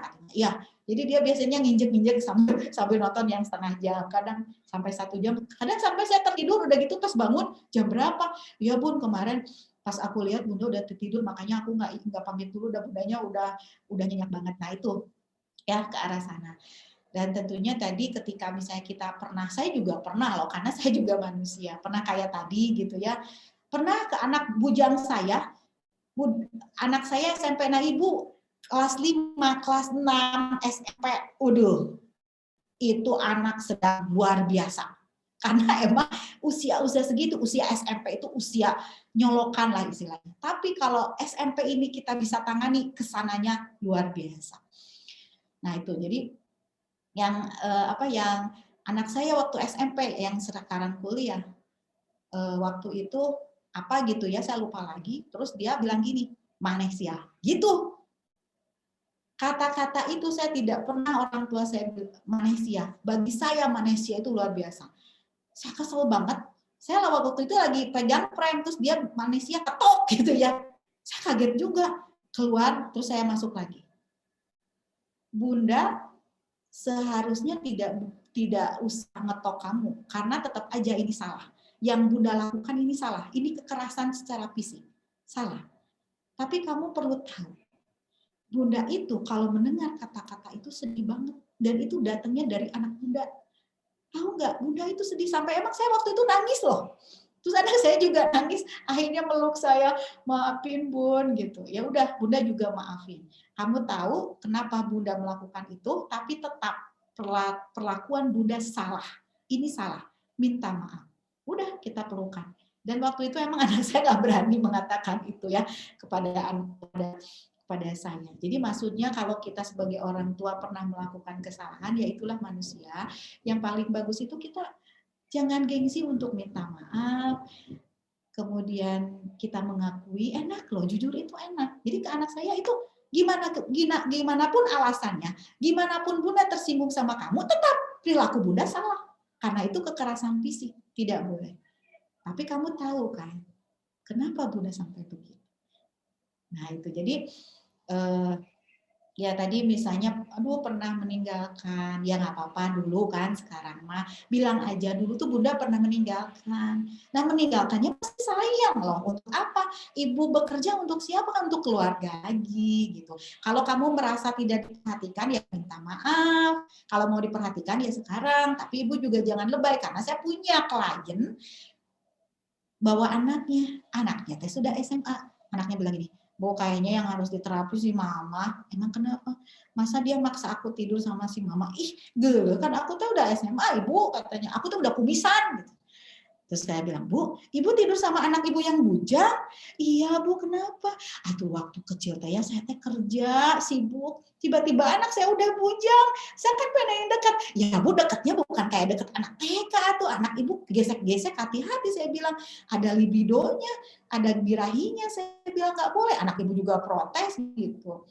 Jadi itu ada rasa bersalah. Jadi di depan saya dicium. Ih, kata anak itu tuh Bu Lili tuh kan yang terapi itu bukan aku dia katanya gitu ya. Nah itu jadi hati-hati karena guilty feeling itu ya kalau salah mah tadi minta maaf. Guilty feeling itu membuat tidak produktif ke anaknya. Ada bapak-bapak, Bu, saya itu dulu kerja di kapal pesiar. Sama anak hanya ketemu 3 bulan dan itu pun 1 minggu. Anak-anak saya sudah besar sekarang. Salah waktu itu saya hutang waktu.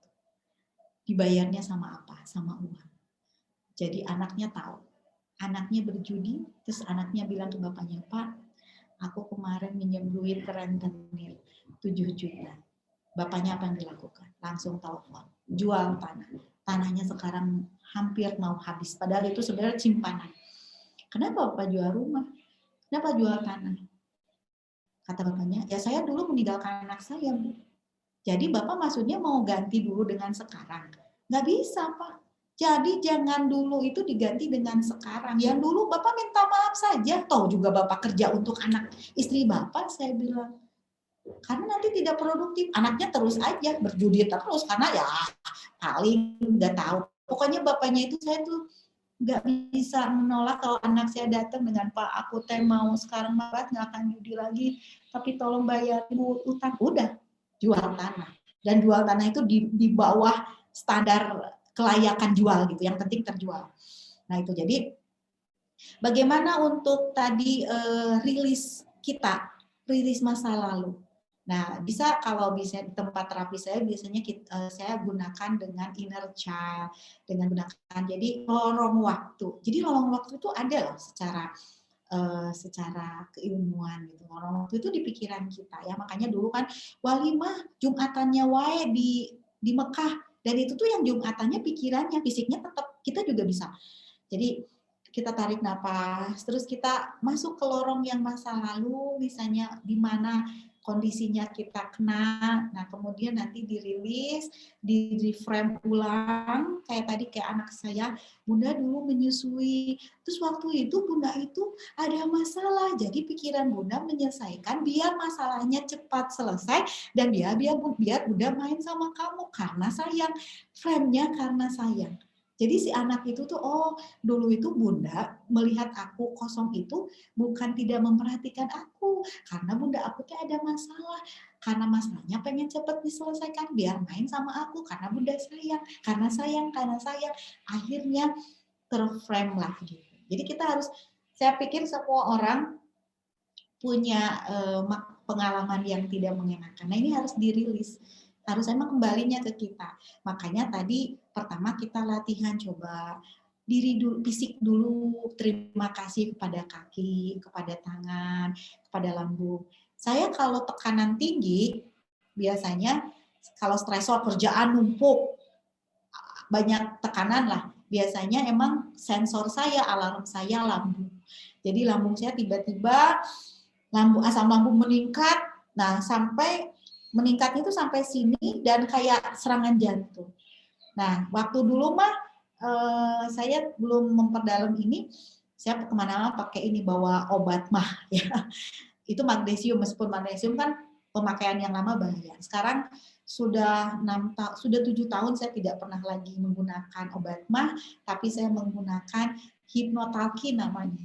Jadi saya usap lambung saya, usap, kemudian saya tarik nafas, komunikasi, karena nyawa itu seluruh tubuh. Saya bilang, maaf ya, selama ini saya menzolimi dengan pikiran, dengan makanan yang nggak benar. Terima kasih selama ini sudah membantu saya. Tolong bantu saya sekarang, karena tekanan pikiran saya. Itu nanti si lambung itu membantu saya. Akhirnya nanti, itu udah enak. Ya. Jadi itu, dari pertanyaan tadi, kalau misalnya kita turun-temurun harus di-cut ya. Dulu misalnya kita harus sadar, kayak saya nih, dulu ibu saya nyubit-nyubit, ini bisa muncul nih. Nah, gimana caranya? Nah, caranya tadi misalnya dengan self help ya, regulasi diri gitu ya. Nah, dengan cara itu regulasi diri. Kemudian bagaimana misalnya kalau anaknya ini bisa dengan tadi ketika alam temaram kita bisikin aja cerita kan. Anak ini misalnya ibu yang punya anak yang dirawat di rumah sakit, anak kecil dirawat di rumah sakit pasti ada trauma.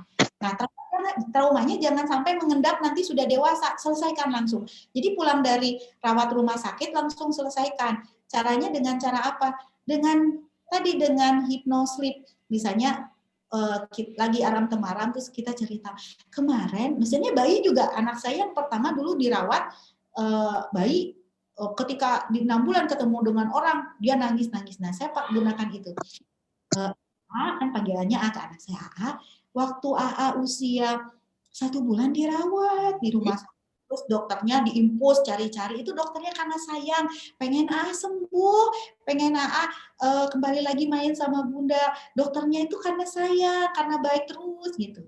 Nah, itu bisa dengan begitu anaknya, kemudian kita juga bisa rilis. Dan tentunya kalau kita di rumah itu anak kita punya waktu saling menghargai, kita menghargai waktu anak kita juga sama, dan tentunya kita ada waktu quality time untuk anak kita. Karena nanti, dan quality time itu bukan pemberian yang barang-barang loh. Anak saya yang bujang, yang gadis itu kalau ngomong ke saya itu gini, ya aku mah seneng dah dulu waktu aku TKT ya, bunda tuh nyisirin rambut terus aku teh dikuncirin, seneng banget. Terus anak laki-laki, ya aku mah seneng dah waktu itu teh bunda teh cerita tentang, ceritanya teh sama aja, hantu di jembatan gantung, dan itu paling seneng gitu ya, seneng banget. Ternyata emang bukan barangnya loh, bukan misalnya dibeliin, aku seneng beliin sepeda, aku seneng dibeliin mainan, bukan, tapi touch-nya, sentuhannya. Nah, itu yang saya juga seneng, ternyata anak-anak saya inget ya. Jadi kalau sekarang ngumpul itu, aku tuh inget banget loh waktu kecil tuh pasti bunda itu pasti pakein disisir, kemudian dikasih minyak rambut, terus rambut aku digini. Dan emang saya seneng banget. Jadi anak-anak saya itu saya suka udah keramas gitu dikasih colons untuk rambut, kemudian saya siup, dan itu berkesan banget untuk anak-anak saya. Wallahu a'lam bishawab, mudah-mudahan tidak puas, karena dengan tidak puas akan mencari lagi. Ada waktu 10 menit lagi. Masalah. Baik, ada waktu 10 menit lagi. Lalu ini ada pertanyaan di chat Bunda Lilis dari Bunda Zulfa kelas 3. Bagaimana cara agar anak terbuka dan berbaur dengan keluarga, tidak selalu menyendiri? Mohon tipsnya. Itu yang pertama. Lalu yang kedua, ada yang masuk di chat. Batasan sampai mana sih ortu dapat mencampuri urusan anak agar tidak disebut sebagai toxic parent? Mungkin karena tadi disebutkan seperti itu ya, terlalu mencampuri anak gitu ya. Jadi batasan sampai mana orang tua dapat mengintervensi anaknya gitu ya agar tidak disebut sebagai toxic parent. Mungkin itu dari Bapak Ibu yang hadir, apakah ada yang ingin bertanya? Satu penanya lagi saya buka. Mangga jika ada. Ada yang ingin bertanya? Raihan. Oke. Pak Ustadz Insan, mangga. Insan ya, alhamdulillah. Mungkin Bunda, saya ingin bertanya tentang batasan ambisi mungkin ya.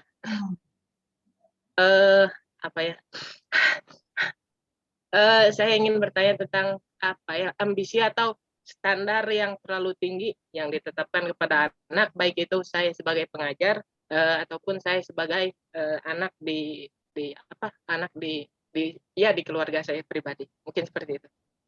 Oke. Langsung saya jawab ya Bu Sri ya, karena waktunya tinggal 8 menit lagi. Karena yang masih ingat Pak Ihsan, saya pertanyaan dari Pak Ihsan. Bagaimana tidak patokan yang standar yang ambisi? Sebenarnya ambisi itu boleh, yang tidak boleh itu ambisius ya. Karena ambisius itu bisa sikut sana, sikut sini, bisa menghalalkan segala cara. Kalau ambisi sih masih diperbolehkan. Nah, standar yang tidak diperbolehkan itu tentunya kita tidak mengenal anak, misalnya anak saya dulu waktu SD nilai matematikanya 2, 3, 4. Akhirnya saya dipanggil oleh gurunya. Bu, ini anak ibu gimana kalau matematikanya terus gini nggak bisa naik kelas. Jadi saya mohon ibu leskan anak ibu matematik. Oke, siap. Nah, pas pulangnya saya tanya ke anak saya.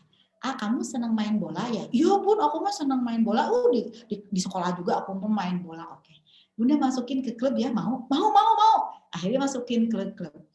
Setelah sebulan tetap aja nilai matematikanya 2. Akhirnya anaknya ditanya, kata gurunya, les di mana? Les apa Bu? Les matematik? Enggak, aku mah nggak les matematik. Aku mah sama Bunda dimasukkan ke klub. Nah, akhirnya saya dipanggil lagi sama gurunya. Bu, kan anak ibu tuh bukan ke klub bola. Anak ibu tuh kan matematik yang kurang. Saya bilang, tenang Bu. Saya masih koma, belum titik. Bu, saya bilang tolong kasih waktu saya ya. Nah, terus anak saya main bola, terus saya anterin sama ayahnya sama adiknya. Terus saya bilang ke anak saya, main bola itu gampang ya? Gampang banget, padahal sulit loh. Itu ya, kalau bola mau ditendang itu tuh ada beberapa tahapan. Kaki diangkat dulu, lihat bola, baru ditendang, harus ke gawang. Ribet ya gitu. Matematika mah ya dari zaman dulu, dari tikotok di Lebuan saya bilangnya dari zaman dulu 2 tambah 2 tetap 4, jadi lebih gampang. Yuk sekarang mah kita ini yuk, kamu bola aja yang menantang kamu bisa, apalagi matematik. Yuk sekarang mah nggak usah les lah sama Bunda, yuk main matematik. Akhirnya saya matematik terus tiap hari. Anaknya akhirnya, Bunda ternyata seneng ya. Iya, karena ilmu apapun kalau kita deketi lama-lama itu sok lihat orang misalnya, orangnya jutek banget, ternyata pas dideketin mah orang kita ramah kan, ya kayak temen aku. Akhirnya udah matematikanya agak naik. Terus nanya, udah les? Enggak les. Nah akhirnya pas ketika saya waktu itu targetnya di rapotnya itu anak saya minimal KKM lah. Karena anak saya emang bidangnya bukan di matematik. Minimal KKM. Nah ternyata emang di atas KKM 0,00 sekian, tapi kan masih tetap di atas KKM. Terus gurunya, Bu, jadi anak ibu tuh les matematik di mana? Enggak les sama saya. Nah maksudnya standar tinggi itu kebayang, kalau dulu anak saya udah enak dengan matematik, saya leskan. Udah sama matematik menderita, saya leskan matematik. Nah itu tuh, banyak orang tua itu. Jadi misalnya anak nilainya kecil di matematik, langsung dileskan. Harusnya dicek dulu, apa dulu. Jadi kita tuh jangan langsung togmol, harus muter dulu gitu. Sehingga anak saya, matematik kamu mah nggak harus nilai 9, 10, yang penting KKM aja. Tapi Bunda yakin, kamu ada pelajaran yang lain bisa tinggi. Ya Bun, aku sejarah Bun, aku tuh suka sejarah gini. Karena anak saya senang banget storytelling-nya, dia cerdasnya di verbal linguistik. Dan ternyata emang ketika kelas 6, pelajaran IPS-nya di ujiannya nilainya 10.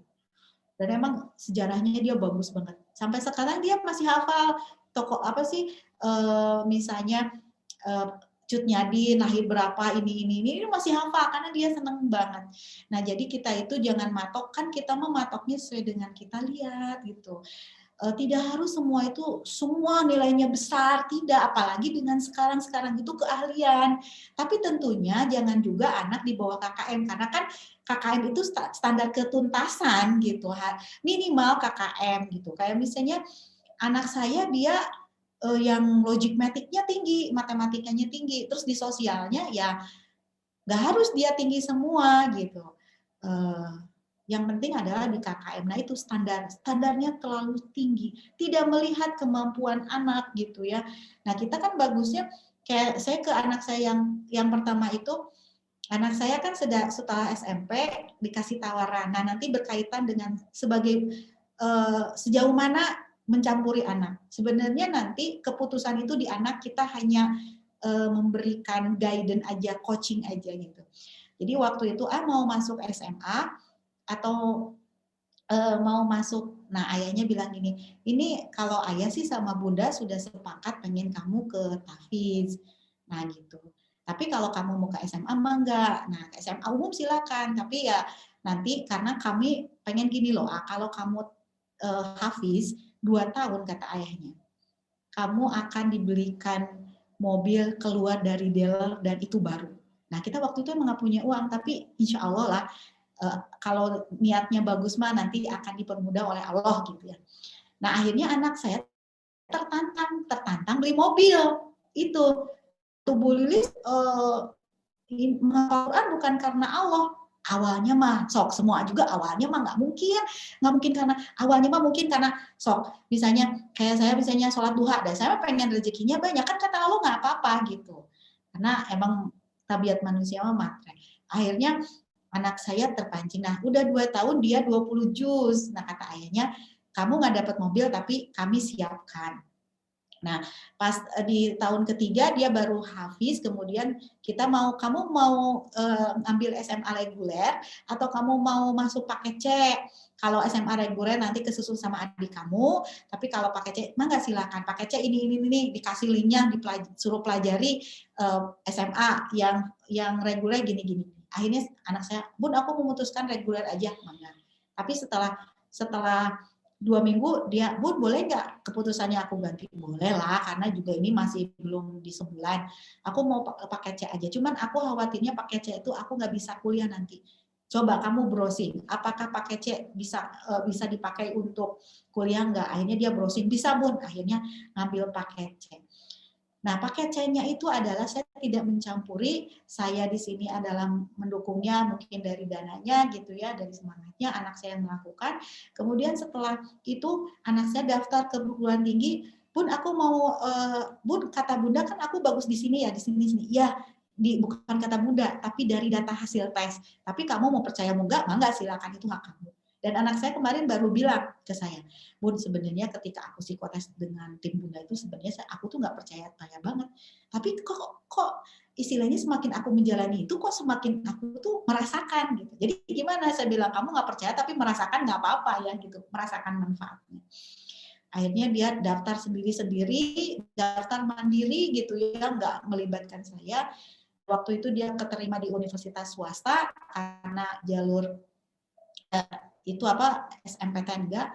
Nah, tapi ternyata saya kaget dia daftar ke Unpad jalur prasi hafiz, ternyata keterima sekarang kuliahnya di Unpad gitu. Nah, saya tidak mencampuri, tapi kita sebagai orang tua kasih frame aja ini mah silakan kamu dan tentunya pilihan kamu dan tentunya kamu harus bertanggung jawab. Enak loh, karena nanti melatih mandiri, kepercayaan diri gitu ya. Kemudian anak kita biasa menyelesaikan, memutuskan sendiri. Nah itu jadi standarnya kita harus lihat juga anak-anak tuh beda-beda, unik tuh. Jadi harus dilihat juga. Yang kedua adalah mencampuri anak bagaimana nih gitu. Ya tadi pilihan jangan di kita, pilihan di anak. Nah gimana boleh kalau sekolah SD, SMP? Nah pilihannya di anak kita bisa. Kalau saya sih biasanya anak saya buka SMP. Saya dengan ayahnya rapat dulu. Ini kumpulin. Nah akhirnya ke anak saya nih. Bunda punya ini ke sini. Yuk kita lihat dulu lah dari yang Bunda.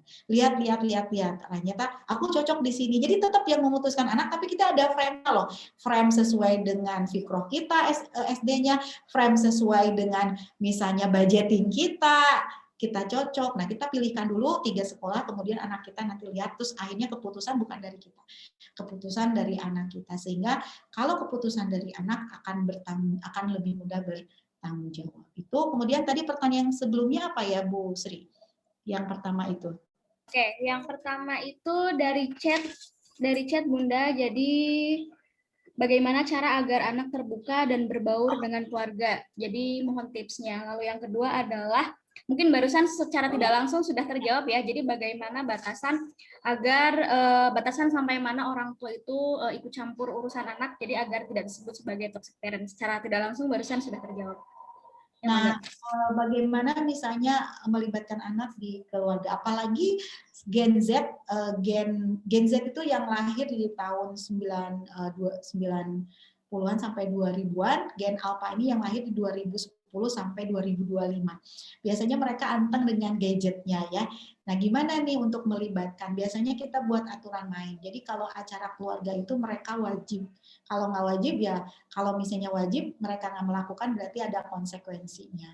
Itu. Jadi karena anak-anak sekarang meskipun sih awalnya terpaksa gitu, dan biasanya kalau ada acara handphonenya dikumpulin dulu lah, kumpulin, kita saatnya untuk ngobrol dan sebagainya gitu.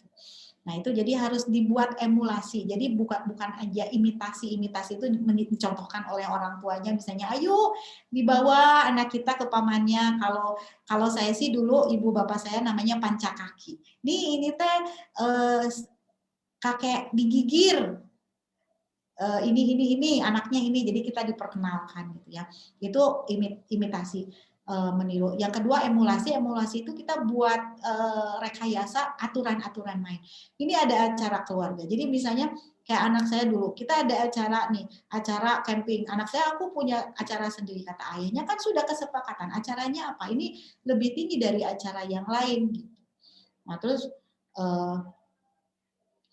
akhirnya anak saya ikut dengan manyun-manyun gitu ya, biarin aja gitu. Jadi emang harus ada aturan-aturan main. Karena kalau tidak begitu, dia sibuk dengan sendiri. Terus misalnya kayak kemarin ada dari keluarga ibu saya, nanti akan ada ini datang. Nanti gadget simpen dulu. Kalau misalnya lagi ada tamu ngobrol gadgetnya dipakai, ada sanksinya ini nih. Buat kesepakatan nanti yang saya bebaskan, silakan dia mau main gadget, tentunya ada konsekuensinya. Dan kemarin anak saya yang terakhir tuh nggak mau menghampiri tamunya, ya nggak apa-apa. Nah nanti saya juga tidak maksa, tapi ada konsekuensinya gitu. Karena kan itu acara keluarga. Nah kalau kemarin karena nggak ada konsekuensi dengan si bungsu, saya bilang kenapa? Aku malu. Nah ternyata anak saya selama pandemi berat badannya itu meningkat dan dia khawatirnya dibully gitu ya. Jadi akhirnya dia enggak, ya saya bilang nanti kita buat kesepakatannya.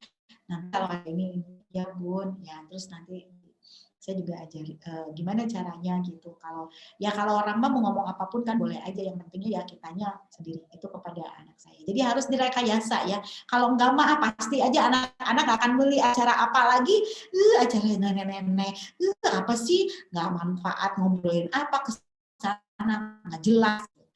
Nah jadi dan tentunya kalau ngumpul gitu buat acara-acara Gen Z, Gen Alpha juga, jadi mereka diakomodir dong gitu. Kadang kan kalau ngumpul misalnya nenek-nenek, ibu-ibu, rombongan nenek-neneknya, rombongan ibu-ibunya, rombongan anak-anaknya, gimana buat acara yang, kalau saya misalnya lebaran nih, buat acara di mana acaranya ada lomba untuk anak kecil. Nah ini untuk yang remaja ya lomba remaja gitu, misalnya panco, terus perempuannya apa, sehingga terakomodir semua dan ngumpul, nyambung gitu. Jadi dicari temanya tema yang bisa sesuai semua zaman gitu. Jangan cerita kayak misalnya kita nyanyi bareng nih. Coba sekarang Gen Z apa? Nah, orang tua ngikutin juga. Nah, nanti coba ini mama pengen ini. Nah, jadi saling menghargai gitu. Nah, itu asik loh, bisa jadi quality time. Wallahu a'lam bishawab. Sudah lebih dari jam 10. Emang kalau bercerita tentang manusia mah tidak akan ada puas-puasnya ya. Iya. Terus tidak akan ada selesai-selesainya selama masih ada manusia mah ya gitu. Tapi ya kita juga emang dibatasi oleh waktu. Terima kasih banyak atas perhatiannya Ibu Bapak semua. Mudah-mudahan kita bisa melaksanakan semuanya karena ini ilmu terapan. Jadi harus diterapkan. Jangan teoritis saja. Ini ilmu praktis, mohon diterapkan. Pasti ketika diterapkan ada tantangan, nggak apa-apa itu mah, namanya juga kehidupan pasti ada masalah, jalani nanti juga akan ada akhirnya ya. Terima kasih sekali lagi, kalau ada kata-kata yang salah mohon dimaafkan, kalau ada inspirasi ilmu itu datangnya dari Allah Subhanahu wa Ta'ala. Billahi taufiq wal hidayah. Assalamualaikum warahmatullahi wabarakatuh. Saya kembalikan ke Ibu Sri sebagai moderator. Waalaikumsalam warahmatullahi wabarakatuh. Langsung izin ya, soalnya ada acara lagi. Ibu Lilis, mohon maaf izin kita dokumentasi sebentar ya. Siap. Teteh admin, ini ya, mohon standby ya. Baik, ini ada 3 slide, jadi nanti saya aba-aba ya. Bapak Ibu yang bisa on cam, boleh silakan untuk on cam. Kita mulai dari slide pertama. Oke, dalam hitungan 3. 1, 2, 3. Oke, sudah? Lalu selanjutnya untuk slide kedua. 1, 2, 3. Siap? Lalu untuk yang slide terakhir, 1, 2, 3. Oke, terima kasih. Jazakillah khair Ibu Lili. Semoga nanti kita bisa berjumpa lagi. Materi hari ini insya Allah bisa menjadi stimulus untuk kita semua. Dan semoga kita bisa dipertemukan dalam kesempatan yang lainnya ya Ibu ya. Hatur nuhun, semoga acara hari ini diberikan kelancaran dan kebarokahan oleh Allah Subhanahu wa taala. Pamit. Ya. Baik, terima kasih atas partisipasinya Bapak Ibu sekalian. Semoga materi hari ini ya dapat menjadi stimulus untuk kita dan semoga ada kesempatan-kesempatan lain untuk bisa bertemu kembali dengan Ibu Lilis. Ya, berhubung beliau sedang sedang dual Zoom juga ternyata hari ini, jadi tidak bisa berlama-lama dengan kita. Insya Allah semoga kita bisa diberikan kesempatan lagi untuk berjumpa dengan beliau dan kita bisa sharing lagi lebih banyak dengan beliau karena memang beliau adalah ahlinya ya, ahli CBT, Cognitive Behavior Therapy dan konselor keluarga juga. Semoga kita di lain kesempatan bisa berjumpa kembali. Baik, untuk acara selanjutnya saya serahkan kepada Ibu MC, Ibu Lita Diana. Sebelum saya serahkan kepada Ibu Lita, saya selaku moderator mohon maaf apabila terdapat banyak kesalahan dan kekurangan. Billahi taufik wal hidayah. Wassalamualaikum warahmatullahi wabarakatuh. Mangga Ibu Lita. Waalaikumsalam warahmatullahi wabarakatuh. Jazakallah khair kepada Bu Sri yang sudah memandu acara parenting hari ini dan terima kasih juga kepada Ibu Lilis sebagai pemateri hari ini. Alhamdulillah sangat bermanfaat. Semoga ilmu yang kita terima hari ini bisa diterapkan dalam kehidupan sehari-hari. Sekian untuk kegiatan parenting ini. Sebelum keluar dari room Zoom, dimohon kepada seluruh orang tua nanti masuk ke break room ya. Sebelum ditutup, Bu Lita ada sebuah pantun karena dari orang Sunda jadi pantunnya Sunda. Kaci hauk, kaci batur, sakitu nu kapihatur. Wassalamualaikum warahmatullahi wabarakatuh. Ya, silakan bagian host untuk menyiapkan room kelasnya. Silakan kepada seluruh peserta, guru mata pelajaran ataupun orang tua masuk ke break room.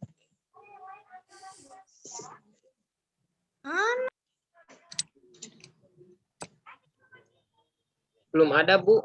Tolong di